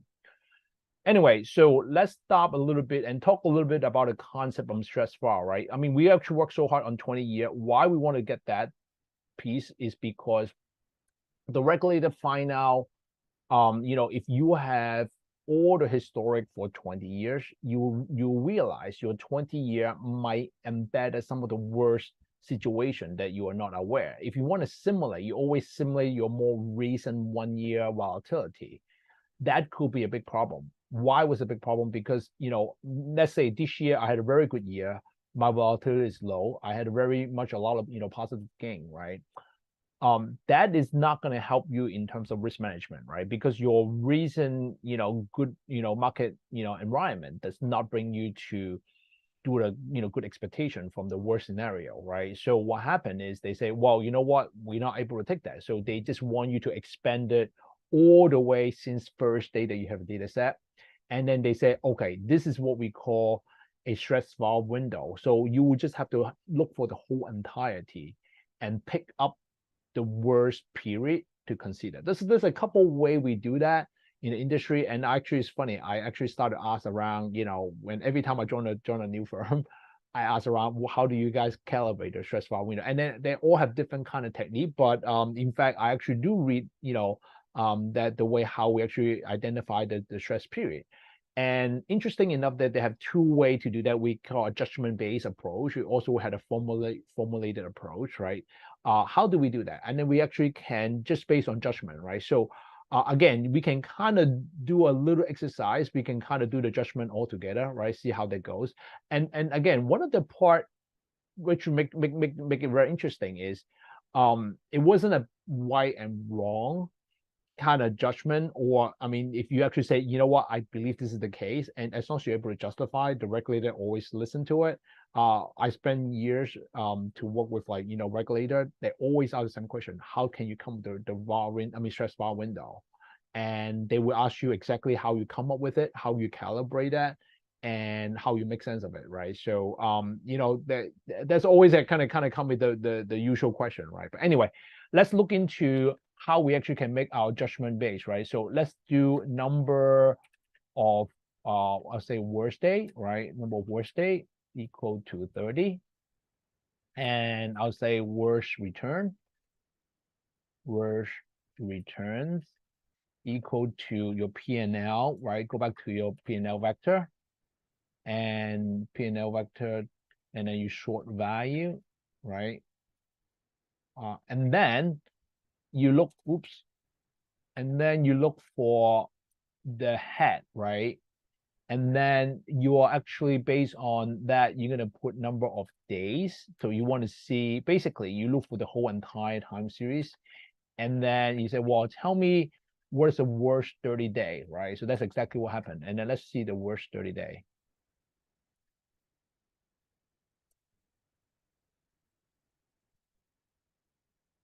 Okay. So, well, I can even make it 60 day, right? But I just want to make sure that we can look into it.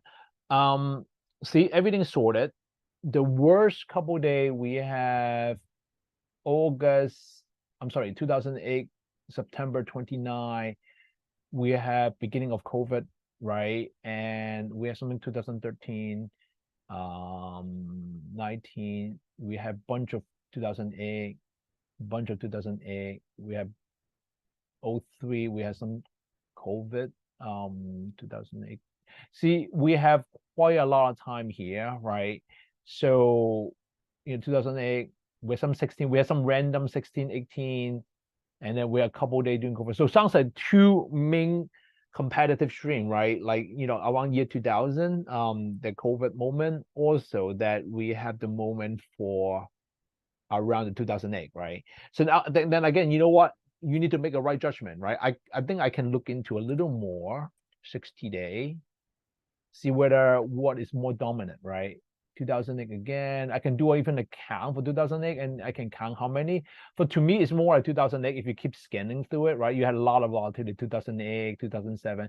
So granted, so I think I can kind of do a couple pieces by looking into the max, right? And then I'll just say, you know what, when is the right window? So and this is more I call judgment based, right? And obviously you can put more fancy logic, more fancy algorithm to dictate what is the worst. And they don't have, because they don't have a set definition, you can pick up a cluster of losses, or you pick the worst losses, or you pick the worst 250, which is again, even to pick the worst 250, you don't know exactly how you adjust your window, right? Are you going to sit in the middle of it with the worst in the middle, and then it was a lot of different approach, and I think regulator intentionally let you interpret and explain to them how you come up with it, how you do a proper risk management, right?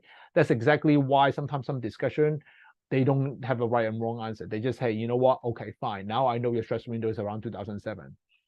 Tell me about why. How can you justify what exactly that you do to run through it, right? So again, let's kind of make the assumption you saw a lot of 2008. I mean, let's pick up some, around, October, November timeframe, right? I mean, we can kind of build up a stress bar. So again, the whole idea is this, right? Once you have the stress window, right? I'm going to say stress window start, right? And I can start to, let me kind of continue to just build it out, right? So I can continue to look for, let's say, 2007, right? November, and then I'll say stress. I'm sure there's more fancy way we can do, right? But at the end, because actually we're trying to learn to deal with stress bar, and then we can kind of start doing this, right? 2008, at least they will get us full coverage, right? And then how do we do that, right? We actually started to go back to your original time series, right? I'm going to just call SVAR this time. I'm going to name them as VAR.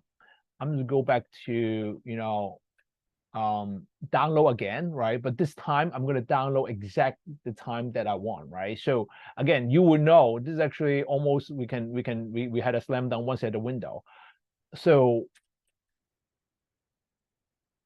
window, and again, remember the first parameter, symbol, oops, and APL. I'm going to type start equal to stress window start, right? I'm going to set this. I'm going to stress window N.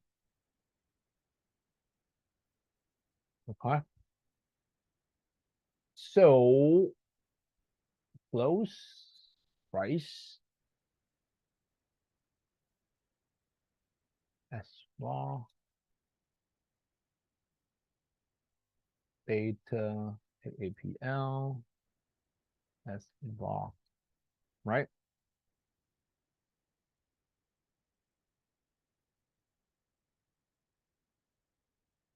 Okay, now we're gonna go return.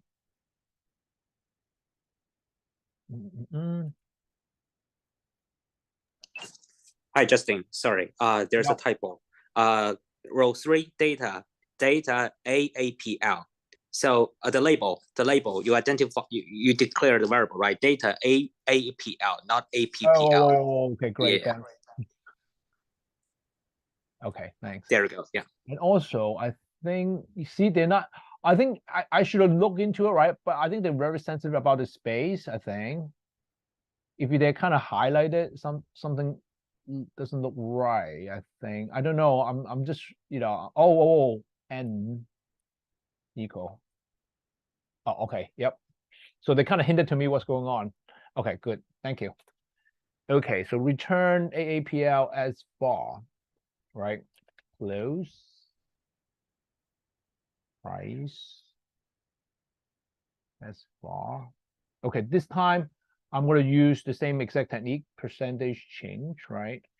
So I guess, you already kind of get the idea. So basically I can even create a routine just changing my, end date and start date, and I can just run the var on top of it, right? It shouldn't be that complicated now because we actually get a sense of, oh, okay, you know what? Now we know it's not that bad, right? After all. So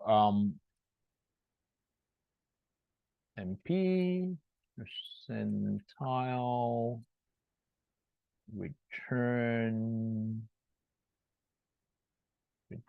I think AAPL this time as var. Okay, 1 minus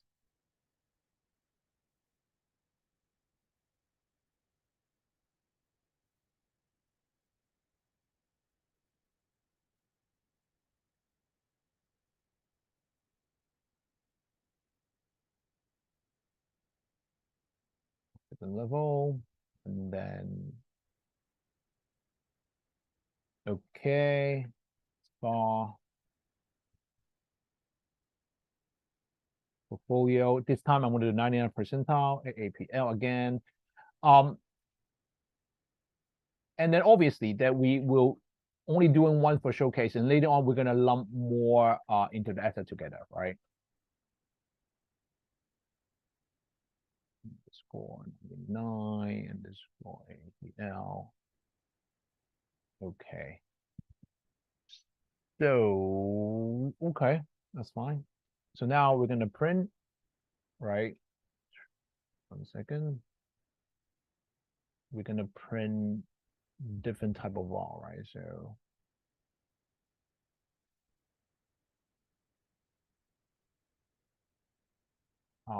portfolio 99.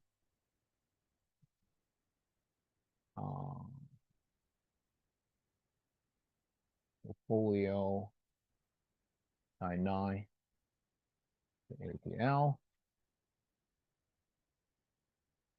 Let's see if it complain. Oh.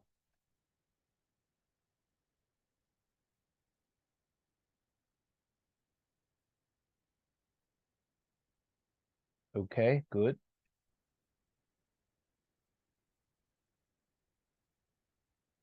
Okay, print. Okay, we have this as well.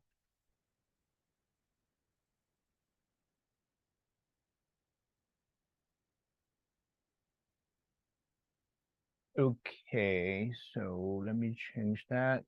So one thing for sure, right? Your SVAR would definitely have worse than what you have, right? If you're not, then it's a good diligence you can check, right? Because the idea is actually your original VAR is actually your current, your SVAR will be the worst.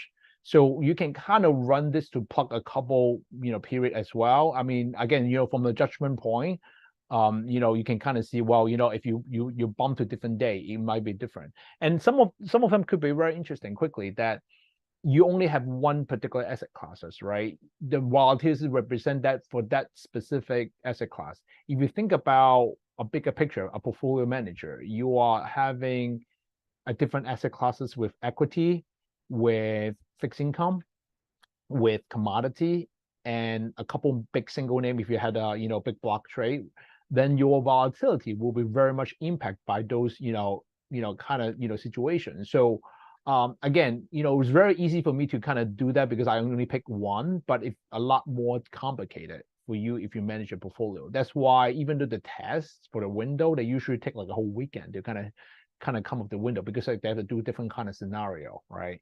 So that's kind of the tip that I wanted to give to everybody, right? So next step, I think that is actually we started to calculate the variable risk, which already did. I think what I'll do is I'm going to try to show more by picking different kind of portfolio in one go, right? So I think this part we can skip. Oh, by the way, expected shortfall. I think variable risk we show, I didn't show expected shortfall. So let's continue to do the expected shortfall here, right? Sorry, forget about that. So so let's do expected shortfall, right? So the expected shortfall, again, we actually go back from the same exact thing, P&L vector, right? And this is the definition. I'm going to show it to you, right? This is the part that we are calculating directly the area of the losses, right? So we actually have P&L vector. And this time it's going to be smaller than or equal to, right? To your, let me see here. Your 97. Did I do a 97.5? No, right? 97.5. I never use a 97.5 here. So maybe give me 1 second. I think, okay. Sorry. So give me 1 second. Sorry about that. Let me see.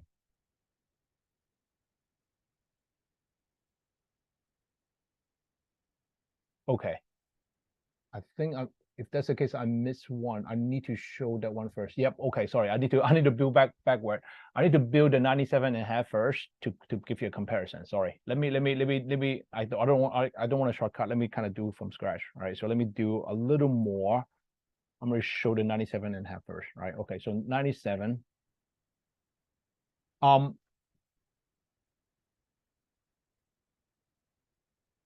AAPL and P percentile. So what happened here?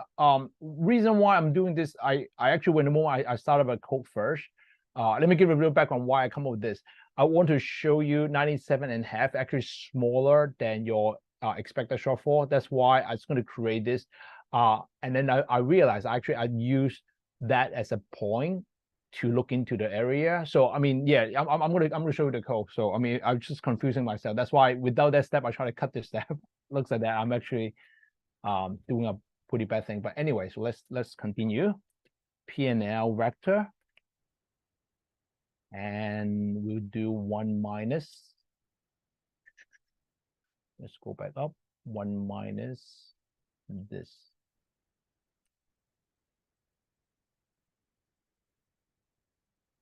One minus this, and multiply 100. So 97. 1, 2, 3. Huh. Still complain. Oh, yeah, okay. Okay. Yeah.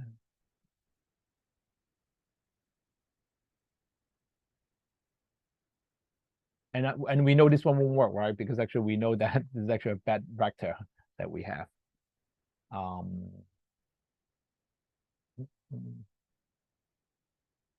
then we have 99. 1 year. The 1 year. 99. Okay, so now that go back to the point why I'm actually stopped there, because actually I was trying to use it compare the vector, which is actually part of the build-up for here. We need to go pick on this one, right? Specifically below here, and then go back to the mean, right? And then we're gonna build this way, P&L vector again. This time will be a 1 year. And then P&L vector 1 year as well. 97.5 1 year. This is a expected short for 1 year. And this time will be 1 year 99 percentile. I'm lining them up. The reason why is because I just want to show everybody how the different kind of number reacting in the distribution, right? That's the whole idea why I'm doing this. 99. So this one come to here, that's good. This one come to here, it's great. 95, yep. Every piece is good. So now I'm gonna, okay, portfolio now 97.5. And by doing a couple of times, I'm sure you'll be like, you get familiar. Okay, now I know what it is. 97.5 value multiply expected shortfall. 97.5 now. Portfolio 1 year. 1 year. 97.5 is 99.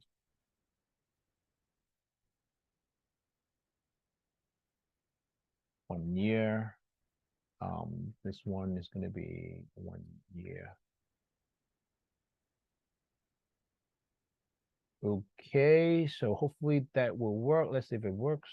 Okay, that's good. So now we're going to print and take a look.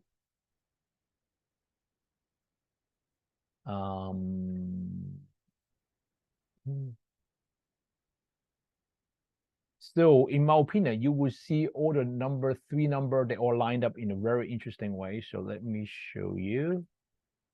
97.5. Let me see. Oh no. And it will be something this ES.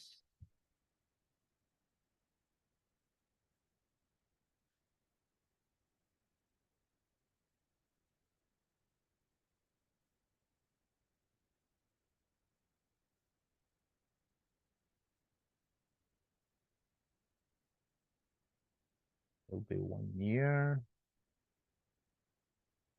And 99. Okay, so let's see if that works.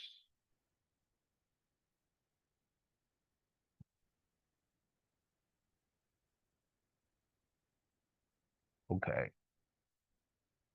Okay. Now, let's rationalize them, right? We have the 99 expected shortfall is one of the worst, which make perfect sense, right? Because 97 actually will be the normal on 99 from via risk. So this one, check the box, I think it's okay. You have the 1 year, oh, that you cannot tell. Yeah, that I think we messed up. These two, the 1 year and then the 20 year, I think, yeah, I cannot tell. But in theory, I wanted to prove it that the 20 year expected shortfall will be worse than your your 1 year. That's what I try to prove, right? So I guess, as I mentioned, we all know that your 1 year, our P&L vector 1 year screwed up. Okay. So now, what I want is actually, I wanted to introduce a portfolio now, because we also see, only single asset, right? We spend a good amount of time looking at single asset. I also want to bring you a little more insight about the portfolio. And this time I'm actually creating a hypothetical portfolio. By the way, this is also, just want to share with you in August, the Federal Reserve, they reached out to us in order bank and want us to do the same exercise. They actually give us 55 positions, but I cannot list them all. I pick a couple vanilla ones so that we can do the demo. So let me walk you through the background for this first, right? And the reason why I picked those, right? So they give an instrument, they give something in the equity space that they will have give us a S&P 500, the ETF, and they also give us equity from Ford, a short position on Ford equity, and also that they have give us a treasury note, 10-year treasury note as the interest rate component. If you see that, right, the number that I put here, that's exactly the number to provide. I just, one day I was like, kind of create a course. I was like, you know what, let me kind of pick, my asset class, but you know what, this is exact position they give it to us. And that's what I want to share, right? So we have 3 different positions here. And also we have an FX, we have a Mexican pesos future contract, that, how much we have? We have 100 contract for 10,000 each, right? And then for FX. And then we have 2 commodity, right? A silver contract commodity, a long silver, right? And also we are short natural gas, right? So at least we give you some flavor. I mean, the reason why I picked them, got back to that original point is like remember we have different market risk driver. I want to show everything work together as a whole, right? So again, I'm trying to leverage this portfolio and then kind of build everything into right risk and also expect a shortfall potentially, right? So if you see that, I mean, there's nothing, they're all kind of vanilla, but behind the scene, they would have a lot more to expect. But regardless, I think what I'll show you is how we're going to put together. And then the first thing first, again, I want to get more a latest price because I need a price. I'm going to define a new function, right? I'm going to get latest price with date. So I'm going to just exactly wanted to see, I'm going to just, as an input, I want an input as symbol. I'm going to create a function, symbol, and then stop. I'm going to go use Yahoo Finance again. I'm going to just call it ticker and symbol.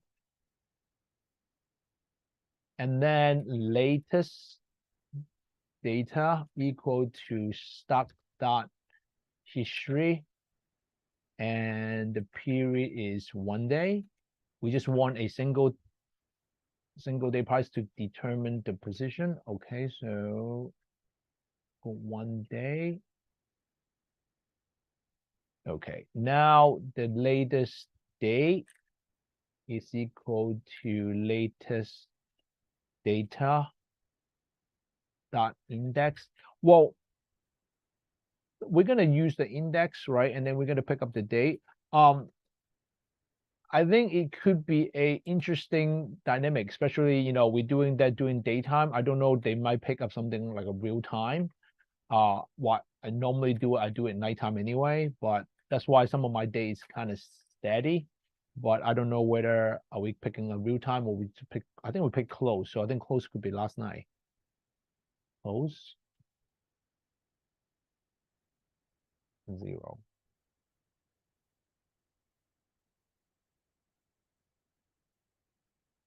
What?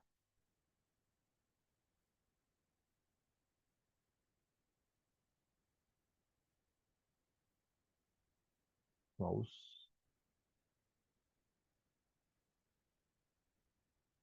Return. So what I intended to do, I try to make it easier later. I'm going to pull the 3 different, I'm sorry, 6 different asset, right? I want to do everything in one go. So try to make it easier. Okay. So, okay, let me walk you through the function. I create a function just called latest price with the day, and then I'm going to pass on, I need a sample, right? The ticker name. So it's just the start name is Yahoo Finance and ticker and sample. And once I actually kind of got to it, I'm going to just pick on the history, right? And the history, and also pick 1 day with the closing price with the latest day. That's what I do, right? So I'm going to run through it. Hopefully it didn't complain. Okay, good. So what we'll do is actually we started to build, not yet building yet, right? Just kind of pull the price, see whether it's possible or not, right? So I'm going to just do one, and then the rest I'm just going to follow through, right? SYMBOL symbol SPY. If you kind of see, this is the first thing I'll do here. They call spider, but in fact that it's actually they call SPY. There's an index that we can use. It's SPY. And then what I'll do here is I'm just gonna go latest price. Only the first one I need to type it. The rest I'm gonna just copy, right? So last date, get latest price with data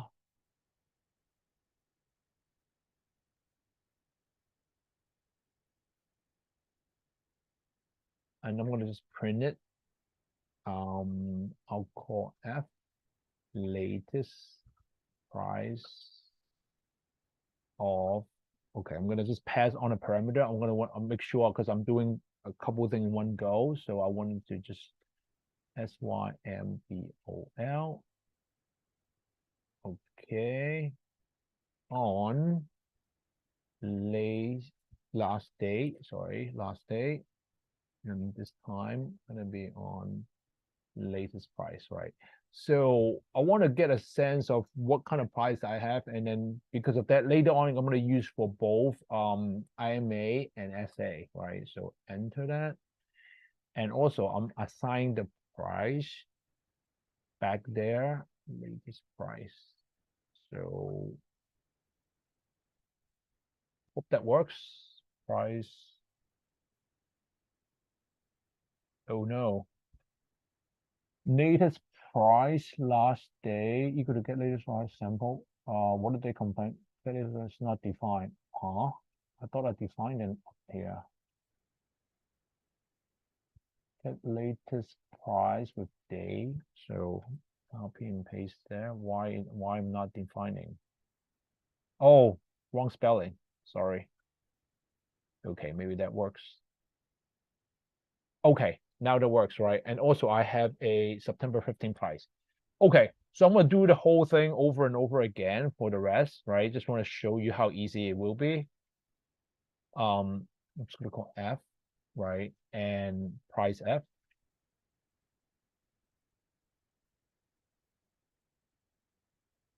And then paste, right? So this time, ZN. This is actually, well, there's a couple pieces, right? This is actually one of the government bond with the price there, right? So 10-year government bond, and then they have the Google sample. If you do a search on the Google, if you type ZN equal to F, they will show you there's a 10-year treasury futures, right? Later on, I'm going to explain that the price pooling, some of the function that we use it as a yield, some of the function we use it as a price. But anyway, I'm going to just, when the moment we got there, I'll explain. The next one is actually MXN equal to N. Why? Because it's a peso USD, right? And then the way I name them, I'm going to name them MXN. Well, you see, I'll kind of put that in the routine. I just create a function. I keep calling the price, and it will actually speed up the process for us, right?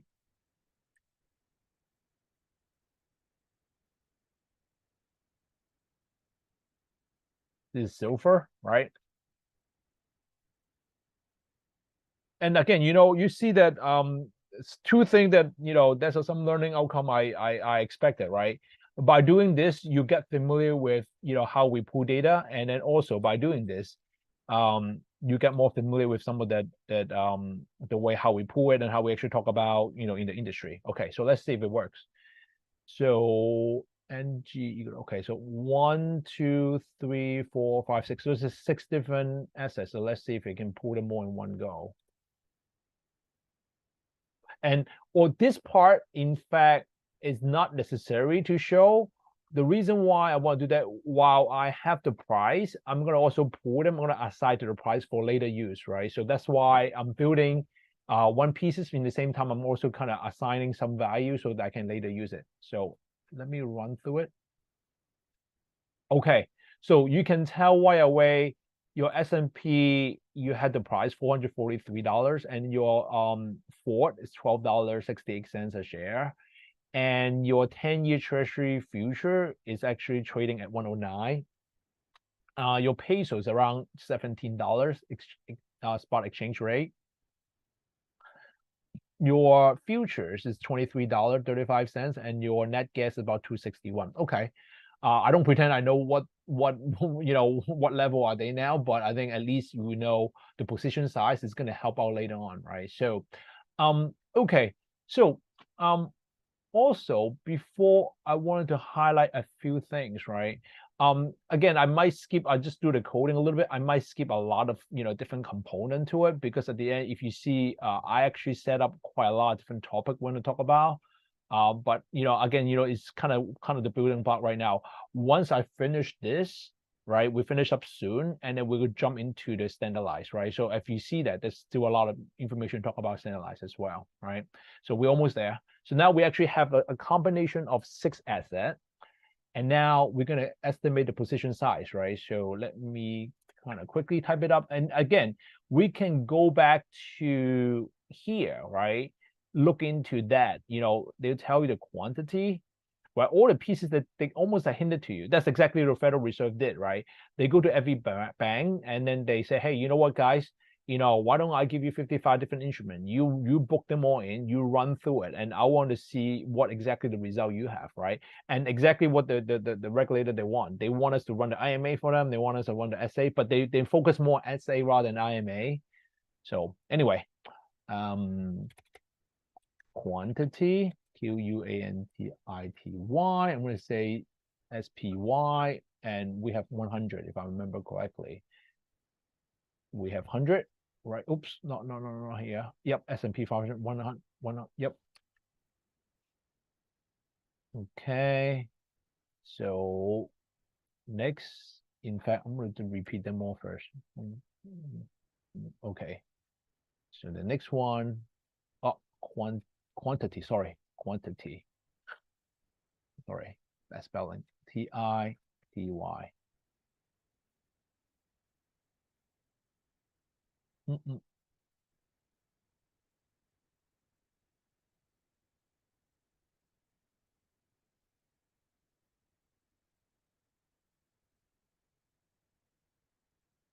F. This time, I think we are shorting, right? So don't forget, you also look into this, right? We have position long, we have position short, right? And then you have position long, you have position short, right? So I think the sequence is long, short, long, long, long, short, right? So again, to me, it's not critical. You just have to make sure that you don't forget about it. Okay, the next one here is 10 multiplied by 100,000, right? 10 by 100,000. So 10 contract, 100,000 each. So 10 contract, 100,000 each. And then they call ZN. ZNF. And next one, MXN. SIF. MGF, right? So, and let's continue. Next one, 100 for 10, right?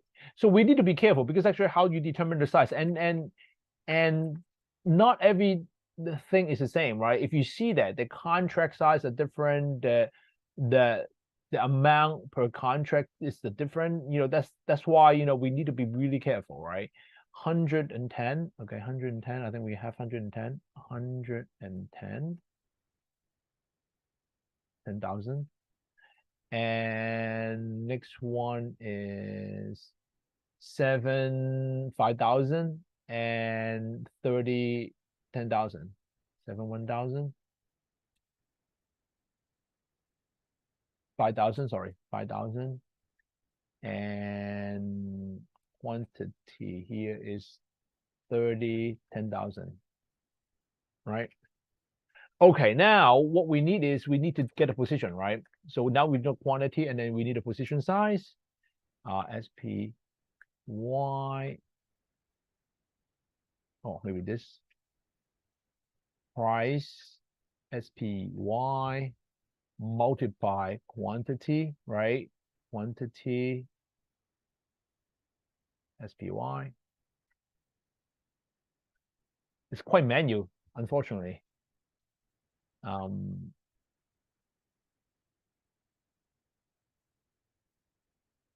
Okay.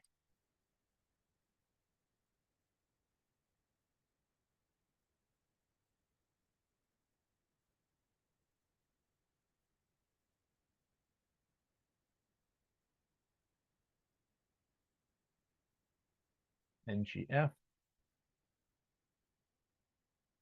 F.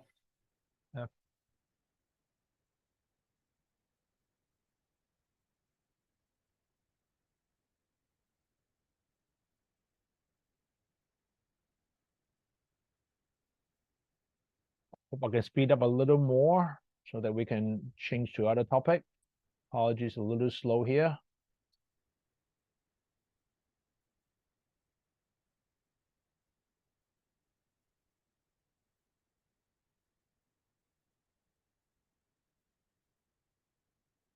Okay. So finally, we should be able to see all the position size, right? So print SPY. Oh,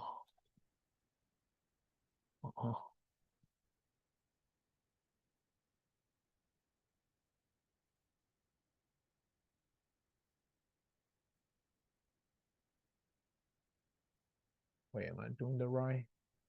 Oh, F. There you go.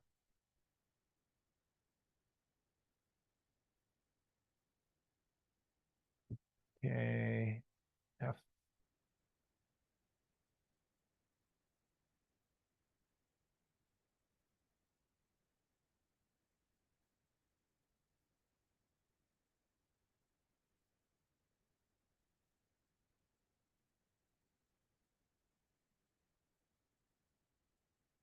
Hmm.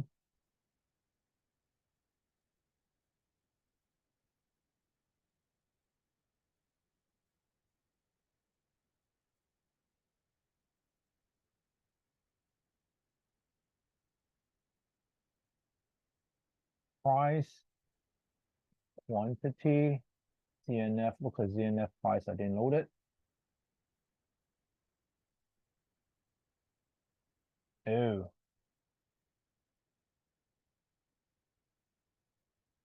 I think 99% of the time it's typo. Okay, now we get all the pieces, right? So good. So now we're going to introduce our portfolio. So let's do that.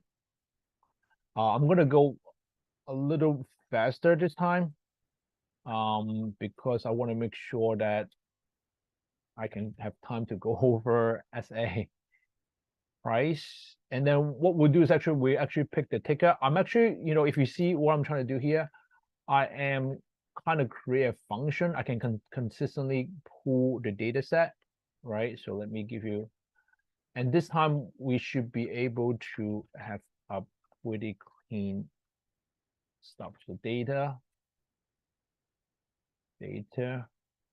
equal to YF download ticker start equal start day, and I'm doing calculating an actual 1 year this time. Okay, I hope that this is actually give me a clean start.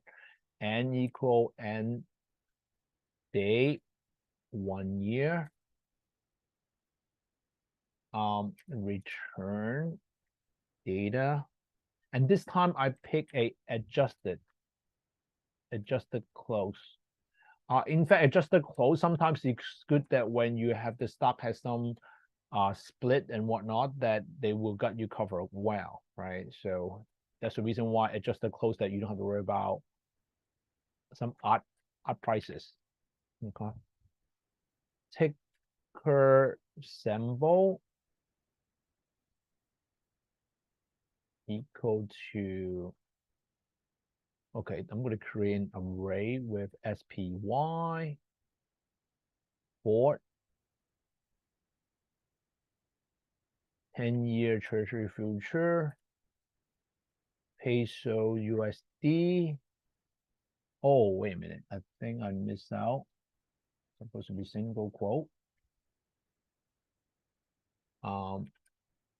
Silver and the net gas. Okay. We're gonna go with equity position.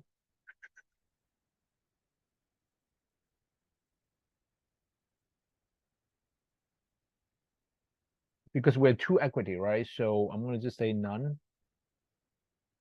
None. I'm gonna start assign into the position. Equity position 0. And then what I'll do is I assign the one I already recognized up there, right? My SPY position. I load them in. Equity position, oops. 1 equal position F. Oh, gee, my typing is so bad. Position. This time I'm gonna have interest rate, right? Interest rate, and that's actually the treasury one position.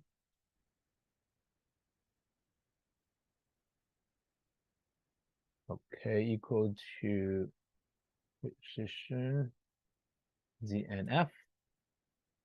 Right. Well, this one I just have by itself. That's why I didn't even put it into the setting. I'll raise 0 and 1, right? So FX position equal to, oops, FX position equal to position MXN.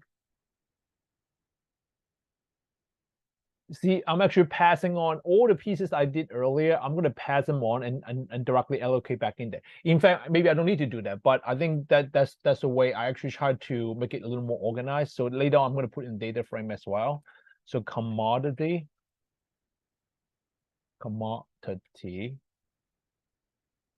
position equal none.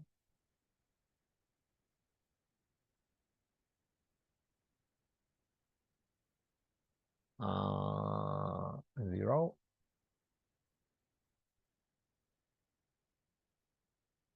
That's our F.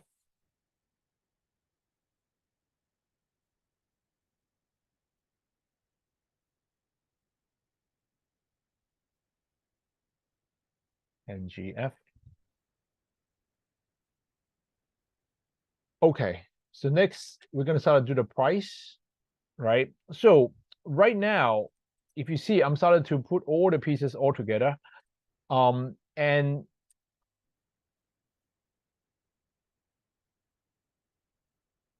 in fact, some of the price we already get it, but I think I just create this more like an individual, right? So that we can know we run this function by itself. But sometimes I actually still pull other stuff in there. Ticker sample 0 start day 1 year and day 1 year.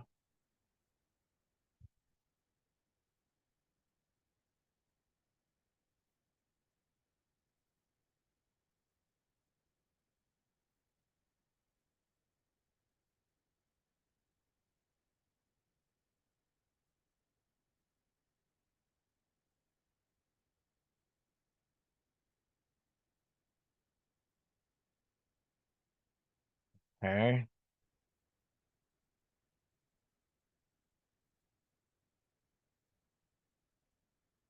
Interest rate prices, and then I'm going to fed them to the second one.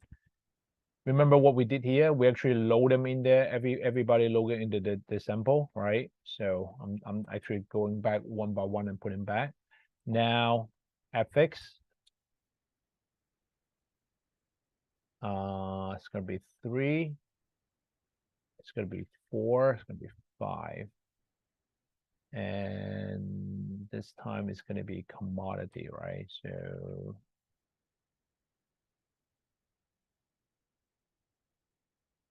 MODITY 1, 2. Okay. So, ooh, gee, it's quite a lot to go on. Okay. So now we're gonna calculate the whole portfolio return, right? Portfolio return. So imagine, I mean, I think that sounds like, easy type that up, but imagine behind the scene, right? It's quite involved because, at the end, let me kind of stop a little bit. Oh, actually, let me continue to talk while we actually do. What we're trying to do here, in fact, we are trying to calculate all the position for 1 year. We pull them all. we lined them all up, right? With the 1 year data set, and then we started to do all the calculation. I mean, previously we do only Apple, right? But now actually we put everything all together and then mix with different asset classes. So that's why, you know, it takes some time to set it up, but I think if they work well, I think that will be a milestone, right? So returns, equity one. So portfolio return equal to equity one plus equity. I shouldn't put that. Equity.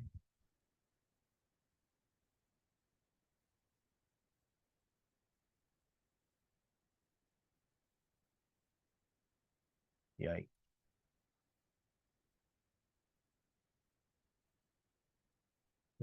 One.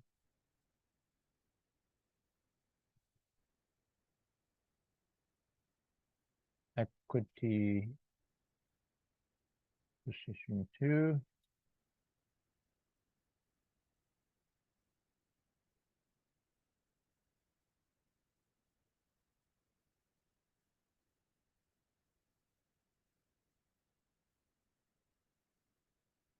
Okay, so what I'll do is I will continue to do this. Hopefully I don't make any typo. There is a typo. Okay. Yeah. Positions. So equity position 0. So in the first one, no, portfolio returns. So portfolio returns, you have equity position. You are missing S below. Hang on. Equity positions 1, 2 position. You I said think below here? I'm on the last, the bottom. The position portfolio returns, right? So if you take a look at the below portfolio returns equals, right? You assign those things to this variables, but equity positions. Oh, yep. I got you. Yeah. And I don't see any equity returns. UIT returns. Oh. Is there such a field? Did you predefine that or not? Yeah, I think I do the return too soon. Hold on 1 second. Yeah, I think I sorry about that. I was actually wrong. You're right. I will do the return later on. I think I need to do individual return. Sorry. It's okay. Yeah. Yep. Thank you. Yeah, I'm gonna. You know what? I'm cautious of the time. if I cannot take it, I'm gonna copy and paste some of the code I already completed. Because I want to make sure I can have time to go over. I'm going to spend the last 30 minutes go over the essay. Okay, so sorry about that. I'm going to just continue to finish it. Equity return. Equity return. Equity 1. 1 second. So let's see. I'm actually trying to fetch the data, put in the prices. I will arrange Wait, I charges didn't assign them yet. so I that need you to may assign them secretly into a data frame, right? So I actually skipped 2 steps. 1 go. Okay. Equity 1 df equal to PD data Why should frame. we trust this species from who knows? PD data frame. And then equity 1. And then, well, after I type all the stuff, and then I'm going to explain what we're trying to do. This is actually quite a complex routine. I want to make sure that, you know, once we know how to do it, and then you will all understand. 3, 4, 5. Okay, good. Data frame, second one.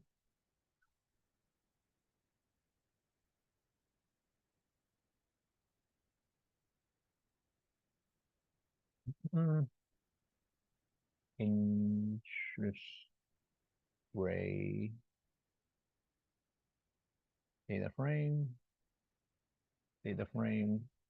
interest rate.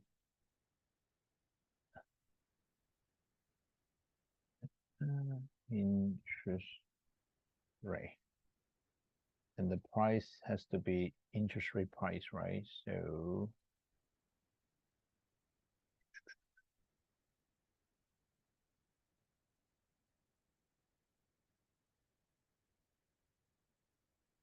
maybe that should be a smarter way, but I guess when the moment I did it, I was actually thinking, many pieces. So I think that's why we cut in this way. But anyway, bear with me.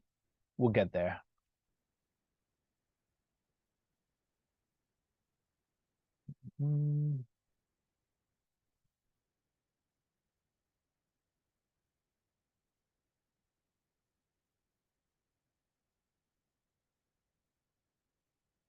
FXDF. Oops, FXDF.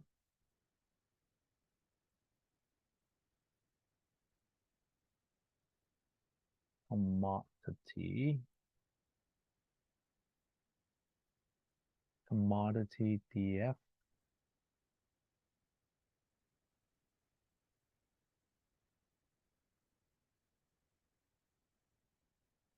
Two, one, okay. Why do I complain this? ED data frame. Equity one. Price.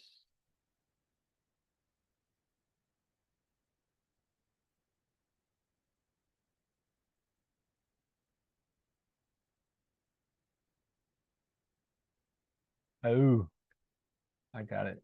Ay.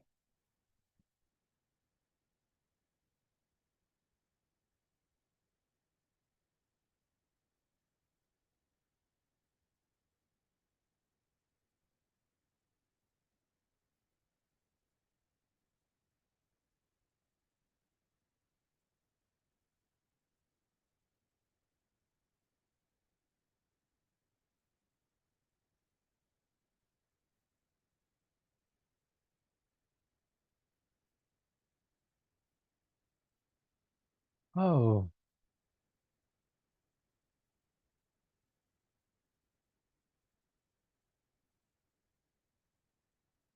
Okay, now sounds like everything fixed. Okay, so what I did here, it was I get all the re-download again, right, from this year only. I'm gonna get all the equity prices, the 6 asset classes, I get them all. And then basically based on the price, I'm gonna assign them into data frame, and then they all have the data frame. I'm gonna pack them all together, right? And at the end, I'm gonna start to do the return. That's the part that we missed earlier. I'm gonna do the equity return.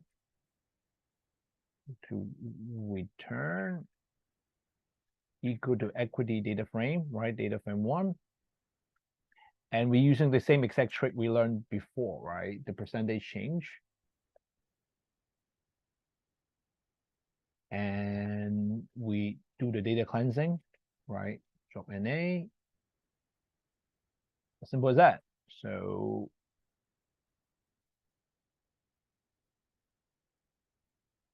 okay. Okay, two.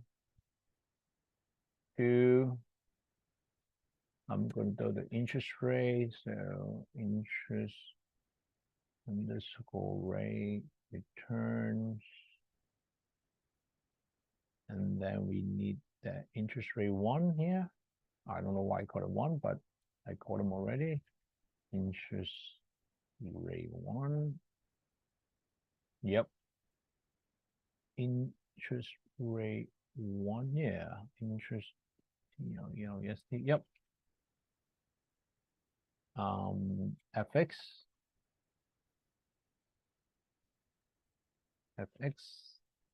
Return.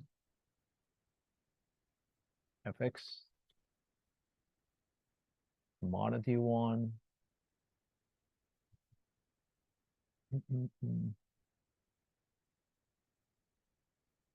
Commodity two.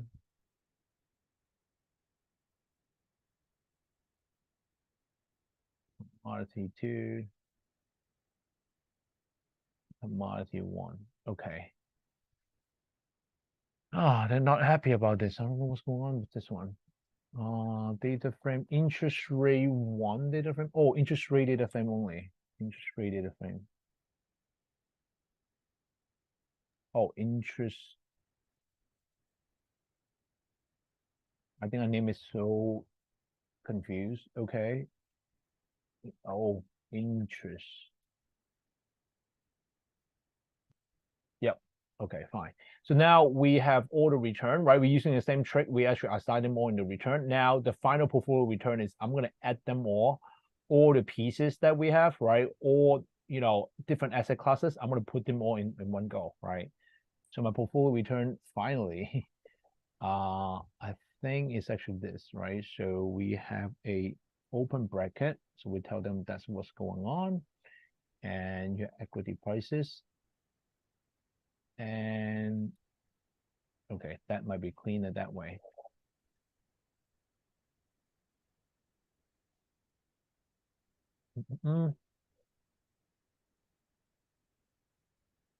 Okay, so now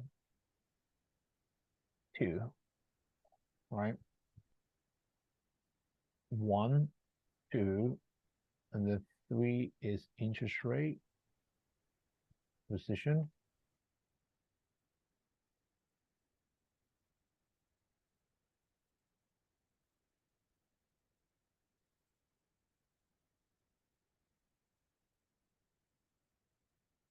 And multiply by your interest rate return. Interest rate returns, and it will interest rate run, right?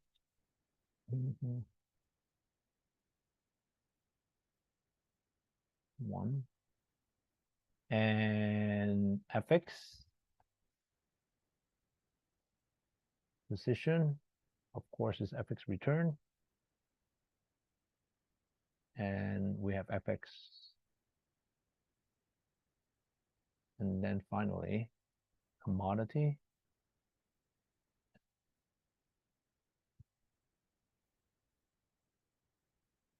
And commodity. Whoop.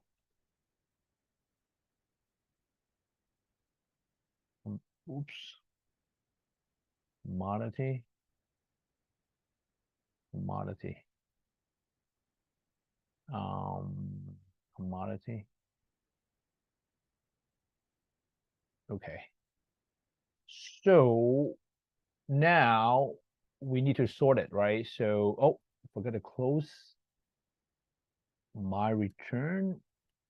Okay, so now my whole entire portfolio return, okay, equal to my equity. Something still doesn't look right. What's going on here? Oh, okay. 0 and 1, sorry. Okay.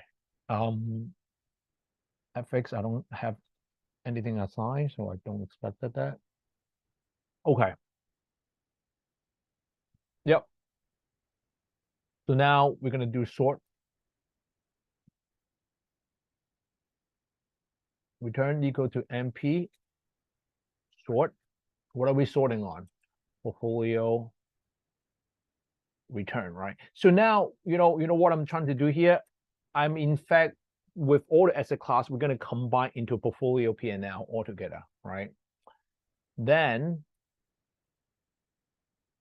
that will give us, well, the same var level. Okay, so that's fine. So var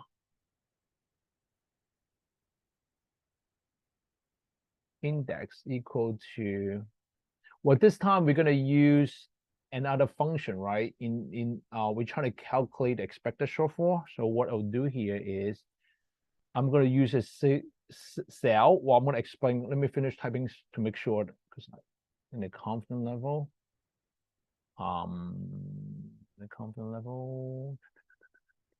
we'll go back up here. Right. So I'm going to come back down.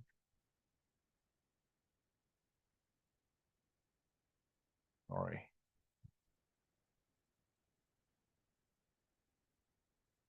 Okay. Confidence level 99. And then we actually would do that, the length of sorted return. Hopefully they didn't complain. Okay. Oh, they did complain. MP cell open, close, oops, multiply the length of sort return, sorted return, returns. Okay. And we go expected shortfall. Expected shortfall. And this time we are going to the 97.5. Right, and then we're going to over short return. Yep. Historical var equal to sorted return var index this time, right? We're going to tell them where exactly that you're going to look for. And np dot square. How many day that we need? I think let's just do 1 day, right? Just do one single day.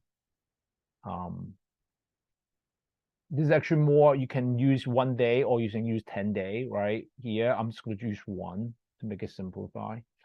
And then historical var here, and okay, expected shortfall return equal to sorted return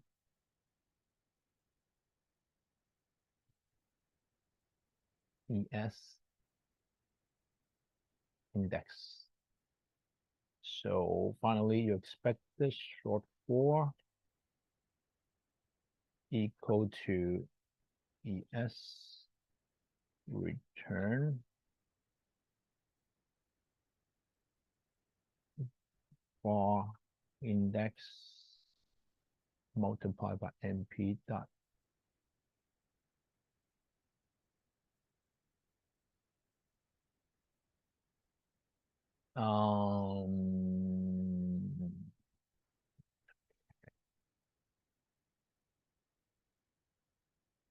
okay, sorted return T.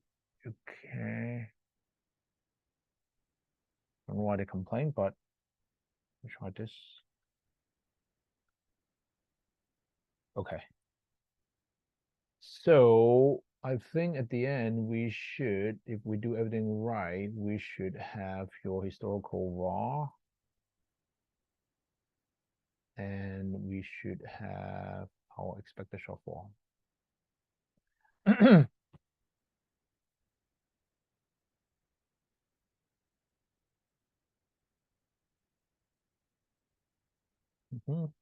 F.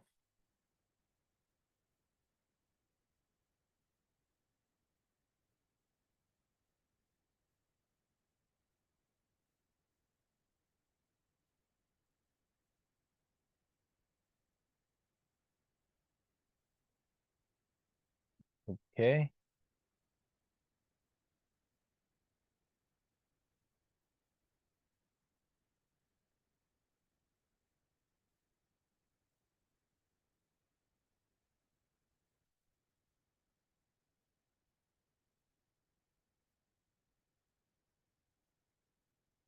So sorry, it's a little boring, but this is actually a complicated one because actually we are loading 6 in 1, right? So let's see if it works.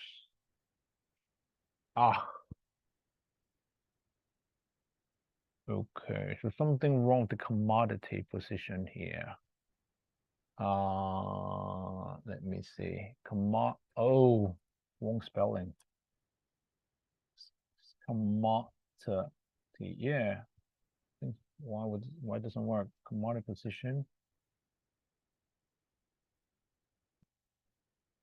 Commodity position 0 multiplied by commodity 1 return. Commodity 2 position transformation. Yeah. So let me see. Error key commodity 1. So they complain about commodity 1 had a problem on. But why was that? So sorry about that. Let me capital C, because the error shows that there is no such key. And when you take a look at the data frame, the commodity 1, commodity 2, the C should be capital. Did I create a key to begin with? Yeah, you're right here. Yeah, your mouse. Yeah, down a little bit. Down a little bit. No. That's the definition of the position. So go down, way down to the upward a little bit. There we go. Yeah. Just one down. Yeah, right here. That's the definition of the commodity data frame. So the C is cap. That's the key of the data frame. But if you go back to the generation of the portfolio, right? Commodity 1 returns. You see the key commodity 1. The C is not in capital. So. Okay, so let me take a look. So this, and then do the return. And then we had the data frame on top of it. We had the percentage change. I think we are fine up to now. Data frame change. And then we assign to the return. And then the return here is, we had return. Wait, so I'm sorry. So I don't see the problem here. The so commodity, it doesn't have such a key. That's the what the error message says, right? So the commodity 1 and commodity 2, the key in the data frame doesn't exist. And I'm sorry, you little thing. Can you get a little closer to the mic? Yeah, you kind of far.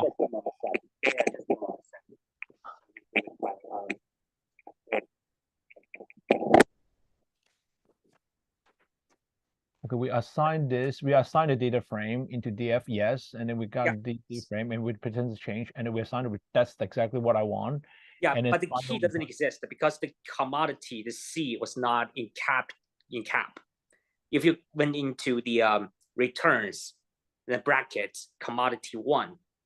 Oh my God. I think that's the reason, right? That's that sensitive? Yes. Try it again. Okay. There we go. Yeah.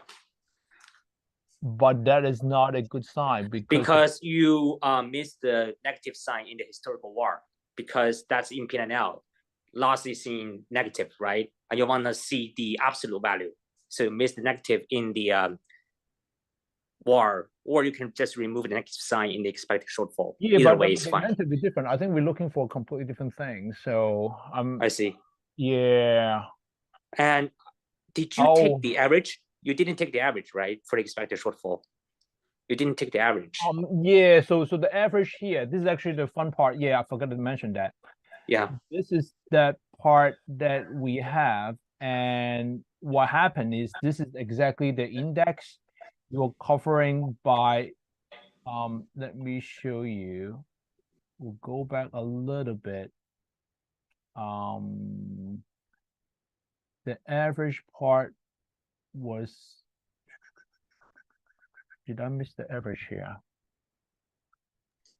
I don't think so. I think you only generate the portfolio and calculate the wallet risk, but there is no average for the loss that's greater than the percentile. You just sorted the returns and you find out the index. Yeah. But there is no such a way to calculate the average. Yeah. Right. Well, I think let me send out. I think I have the better version. Let me send it out. But I think because we really run out of time. So what I can do is, I'm gonna switch. I'm gonna just explain the rest because I think that's actually kind of important too. So we spending quite a lot of time. Apology that my my portfolio setup is a little wrong to type up. So what I'll do, I'm going to go to the rest. I'm going to explain what's going on. Hopefully that will make sense. I at the end the class, I'm going to send the version I have, which is actually a better version. I think this type up is just not looking good, right? So let me kind of walk you through. I'm going to copy and paste as well. So okay. So after we calculate your historical VAR and expected shortfall, well, historical VAR again is actually more a Basel 2.5. The new FRTB we all expect a shortfall. After you have all the calculated expected shortfall, you started to based on your different grouping. So I mean, this is actually a brand new concept that introduces grouping, right? How they group it with different, they call liquidity horizon. Why they have this kind of setup? Because they find out in back in the crisis that like for example Lehman, right? The VAR number they still publishing, but at the end they are not able to unwind some of the asset classes. So they introduce a concept called liquidity horizon. So that liquidity horizon that will able to appreciate that the time how long you can unwind them. So they started to create this type of mechanic that you can see from like category 1 to category 5. They have like 10-day, 20-day, 40-day, 60-day, and basically they will actually based on your portfolio, you will assign different liquidity horizon. So what we need is we are not only calculating a single expected shortfall, we will kind of use this kind of format. You will actually start to go to your horizon from your first category and second category. You kind of have to add an additional scale, right, to penalize that the asset that you are not gonna have a shorter time to unwind, right? So for example, the 120-day, if you look into this example, 120-day, some of them are kind of not that volatile, then you gonna have to do the 120, right? So that actually one of the setups. So obviously my code already kind of created that the liquidity horizon included as well, right? So again, if you kind of look into that, what you realize here is, you started to calculate your expected shortfall with all other horizon incorporate in there. So expected shortfall will be more to incorporate with the, I would say less liquid type of asset, right? So for example, those 120. Regardless, so basically, I also here, I mean, let me maybe, maybe I'll share my solution page. Give me 1 second. I'm gonna stop that. I'm gonna share my solution page. And I will send it to everybody at the end. Okay, so let me go with that one.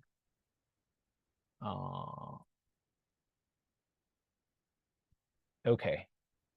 So, okay.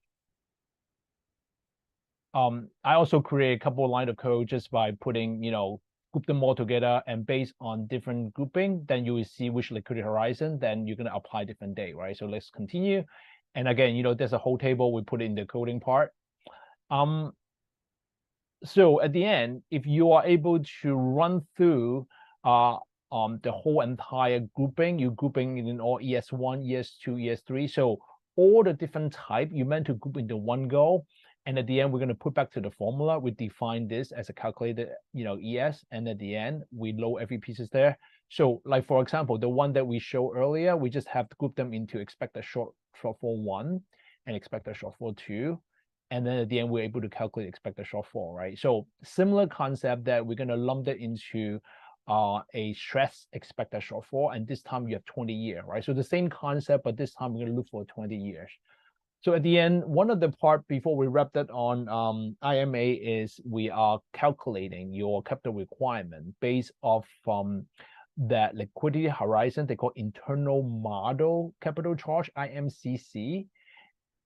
And also on top of that, we also look into the stress expected shortfall.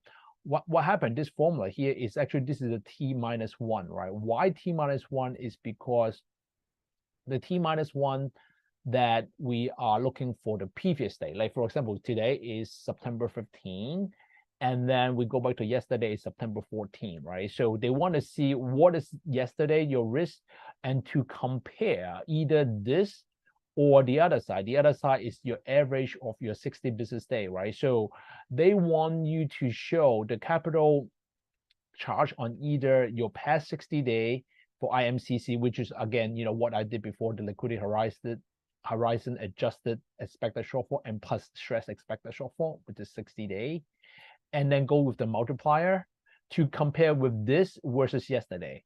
In theory, most of the cases they come through here, right? Because imagine this, you have 60-day average, and with the multiplier, that will be always, not always, often bigger than your yesterday, unless your yesterday was a bad day. Otherwise, your capital charges always go with this, right? But we got it. So that's actually one point you can go to IMA development. And I also listed the example here, and also give you a couple examples that we use and then put it there, right? So let's dive into, we're only 15 minutes talk about standardized approach. Sorry about that. So standardized approach, right? So what are they trying to do?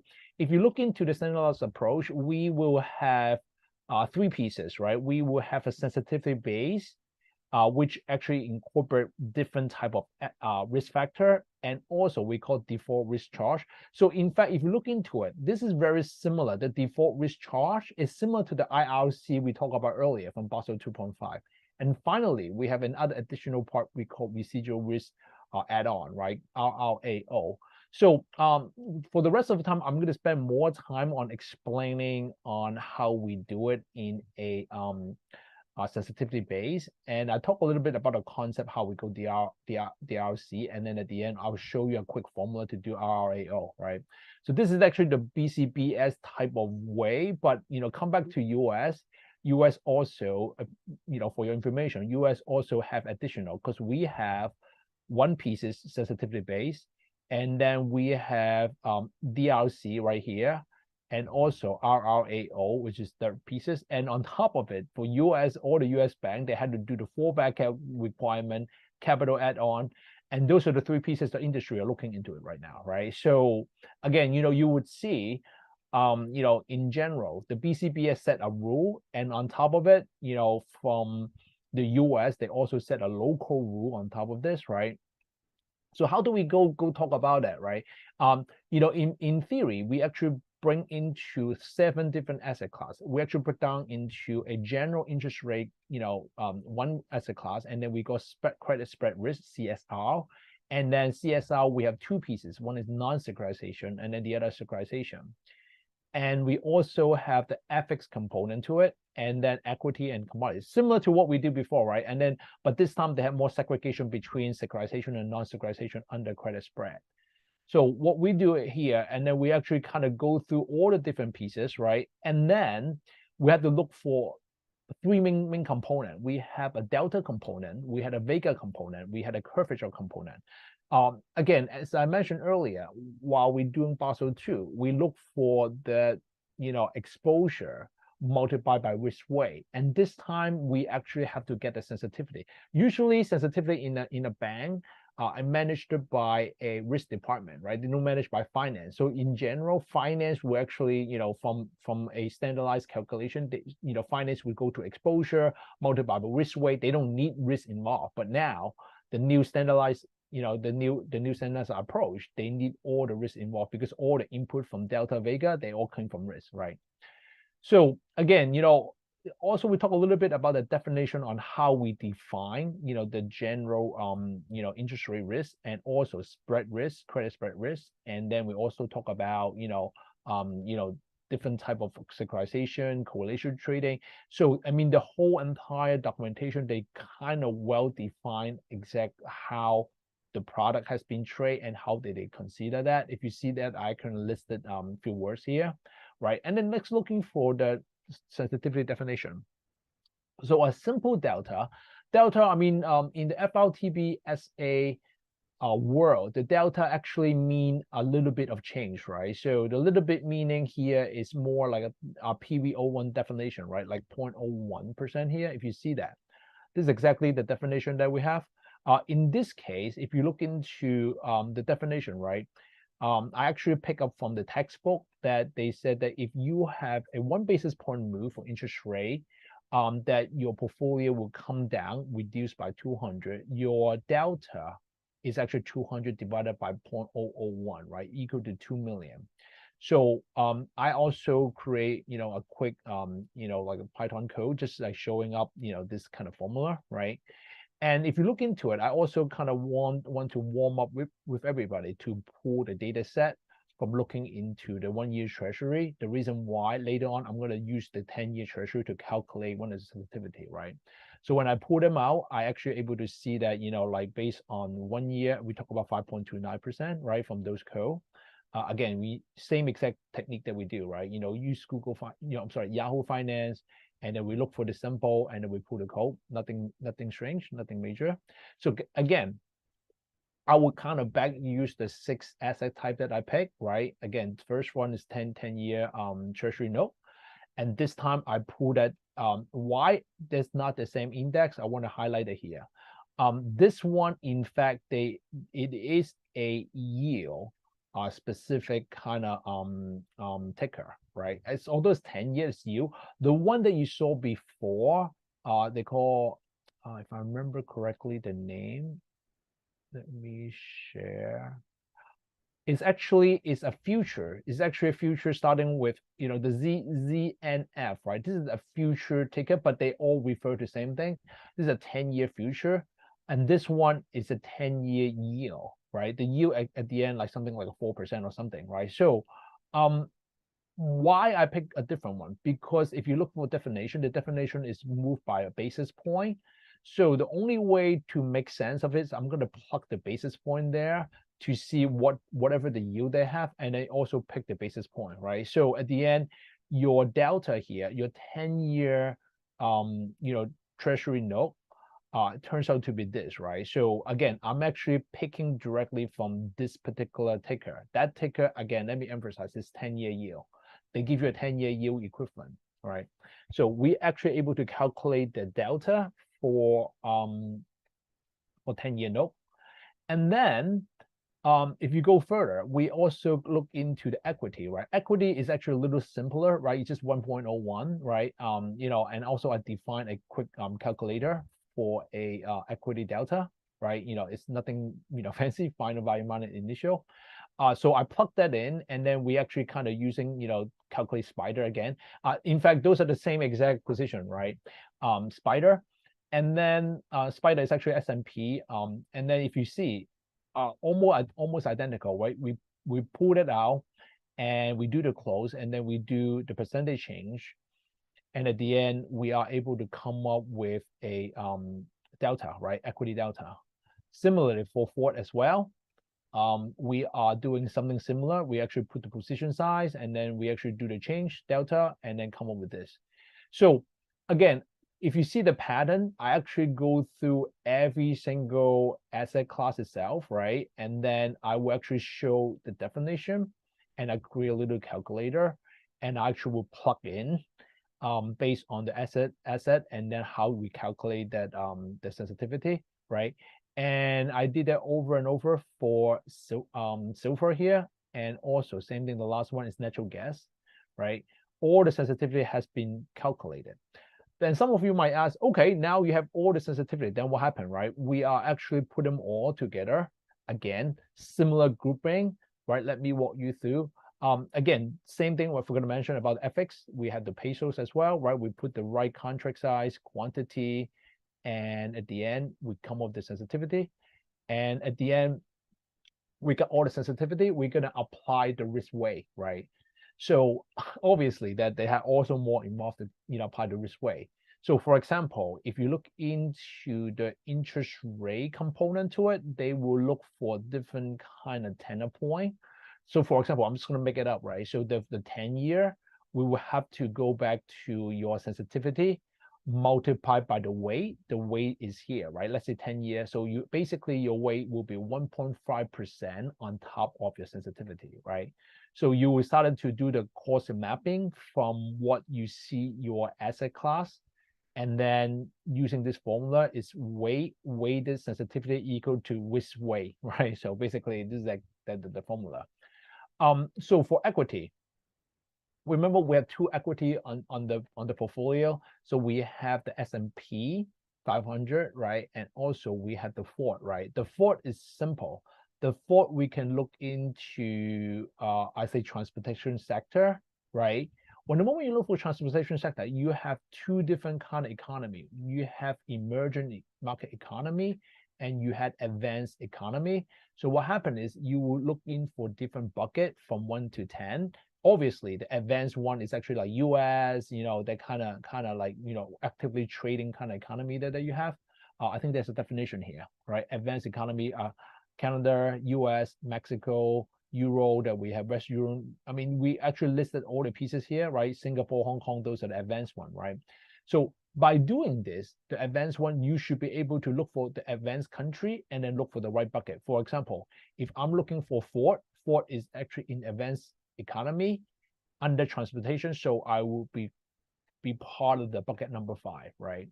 When I go to bucket number 5, I will go directly apply 30% of my risk weight on my equity spot. Right? That's exactly how we calculate it. So if you see, that's quite involved, right? No longer be just like a regular risk weight, right? So now we have one pieces, and then what about the other pieces? The other pieces is actually S&P. I also try to look for S&P. I don't see a index per se, right? So that's why for me, because S&P is kind of quite popular with all the most, kind of popular kind of sector in there. So I would assume I'm going to put like, a bucket 5 type of setting, right? So if you kind of see that, finally we had commodity. And don't forget we had silver and we also had net gas, right? Net gas. So basically what we do is we look for the net gas is 20%. I'm sorry, the silver is 20% here, right? Part of the precious metal. And also if you look for the net gas, I would go to energy, right? Energy here, liquid combustibles, right? Which is actually gasoline, oil here, right? And then you will get 35% of risk weight, right? So now, if you kind of go look into it, we have all the risk weight. So again, go back to that. I create a function, just calculate risk weight, and then we put the sensitivity and then put the risk weight, right? So what I did was I go back here for 10 years, S&P for, I actually add all the delta we actually calculated. And at the end, I put the assigned weight in there. So again, it just, cost multiply each other, right? And then we got the final part, which we got a weighted sensitivity, right? And then after the weighted sensitivity is almost involved, right? We also need to kind of put them all together and group them similar to what we have from the IMA. We're going to group them in the portfolio, but this time we're going to group by the same group, right? So again, you're going to find your right grouping and then group them into one, right? Weighted sensitivity, we group them all together. And this time we need to add the correlation. Correlation part, originally I intended not to go over it because actually the correlation matrix is very complex. The way how we cross over from different kind of asset class. So I intended to keep it blank anyway. But again, you can definitely take a look at some of the document, some of the PDF document that they have. Finally, you after you have all the pieces, you put them all together, and then you get a final calculation and with the delta, right? So again, I also create another bucket delta together to calculate it. And don't forget, we only talk about one component to it, right? We only talk about the delta. And also we forget about talking about Vega, and then we didn't talk about the curvature, right? So I mean, absolutely, there's a lot to go over it anyway. That's why for me, originally when I construct this course for the SA, I planned to go with more a simplified version, just talk about delta itself and pick a couple easy asset class so we get a sense of what's going on, right? And obviously, there's another part we talk about the DLC, which is the default charges as well. I think I'm actually, kind of trying to go over a lot today, which I don't believe we can cover it, right? But anyway, so again, I will share that file with everybody, just kind of get a sense about it. And a couple of things I want to highlight here, right? So I think this other one that we need to kind of go use the LGD calculation, which is more involving a credit risk calculation here using LGD. And here we actually build up a DRC model that we load them in all those like different kind of preset type of LGD. And then we also go back to the instrument to kind of calculate different LGD. And then at the end, we actually will come up the recovery rate, right? So because of that, we actually have another component. So now we have the original sensitivity approach with the DRC. And finally, sorry, I'm going to maybe go for a couple minutes. All right, so finally, we're going to go through the residual risk add-on. What we do here is a very simple formula, right? So the residual add-on is almost trying to have a catch-all momentum. Like now, if you look into it, most of the risk already being covered, right?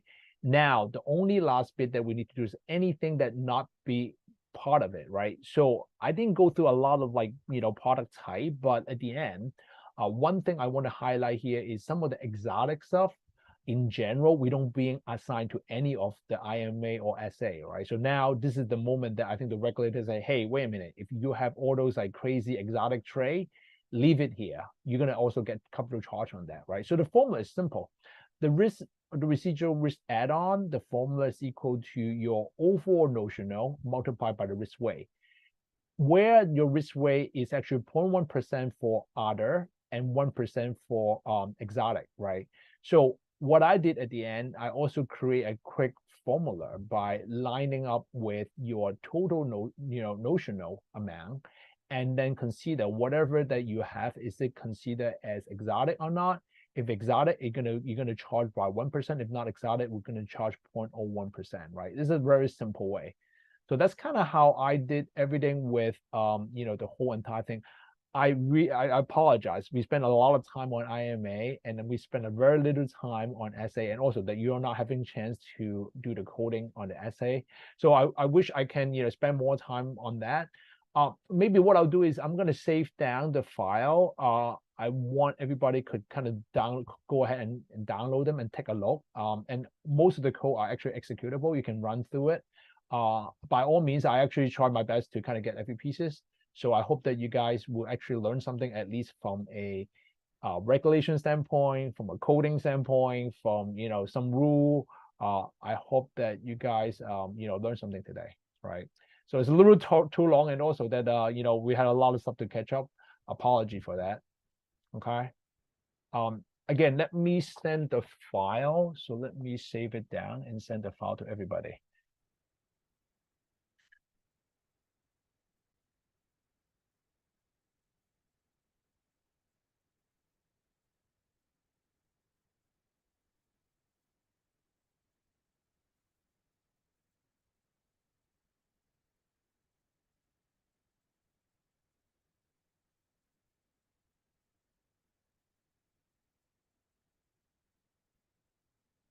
Second.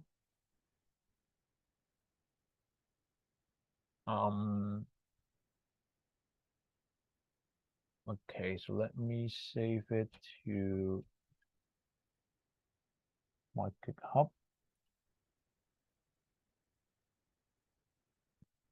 So how about this? Let me make it easier I'm gonna maybe touch up a little bit on the context. So what I'll do is I already created a GitHub path. I'm gonna make it public. So once I actually fix up, I'm gonna send it to everybody, right? So give me 1 second. Let me save it there. So let me share the path to everybody. Maybe at the moment we don't have it, but soon we will have this. So 1 second. So let me bring that up. I'll save down under my GitHub directory. So I can consistently update. I don't want to just leave it like this, right? So okay. So let me send to everyone.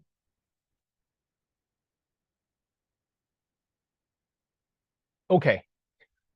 I didn't put them there yet, but I will keep an eye on it within a day. I'm going to touch up the file today and I'm going to post it there. Okay, so it's under GitHub//Justin Han, my name, /FLTB_0915. And you will see the file that you just saw on the screen. Okay. I'll probably leave it on tomorrow. Check it tomorrow. Okay. Thank you, everybody. Thank you for your time. So that's a quick question. Is that okay? Yes, please. Yeah, so I know the ES return, like in the very, I think the middle Yep. part, Yep. like that. When you are calculating the expected shortfall, you multiply it. You use the negative ES return, multiply by square root, square or like NP dot square of 1.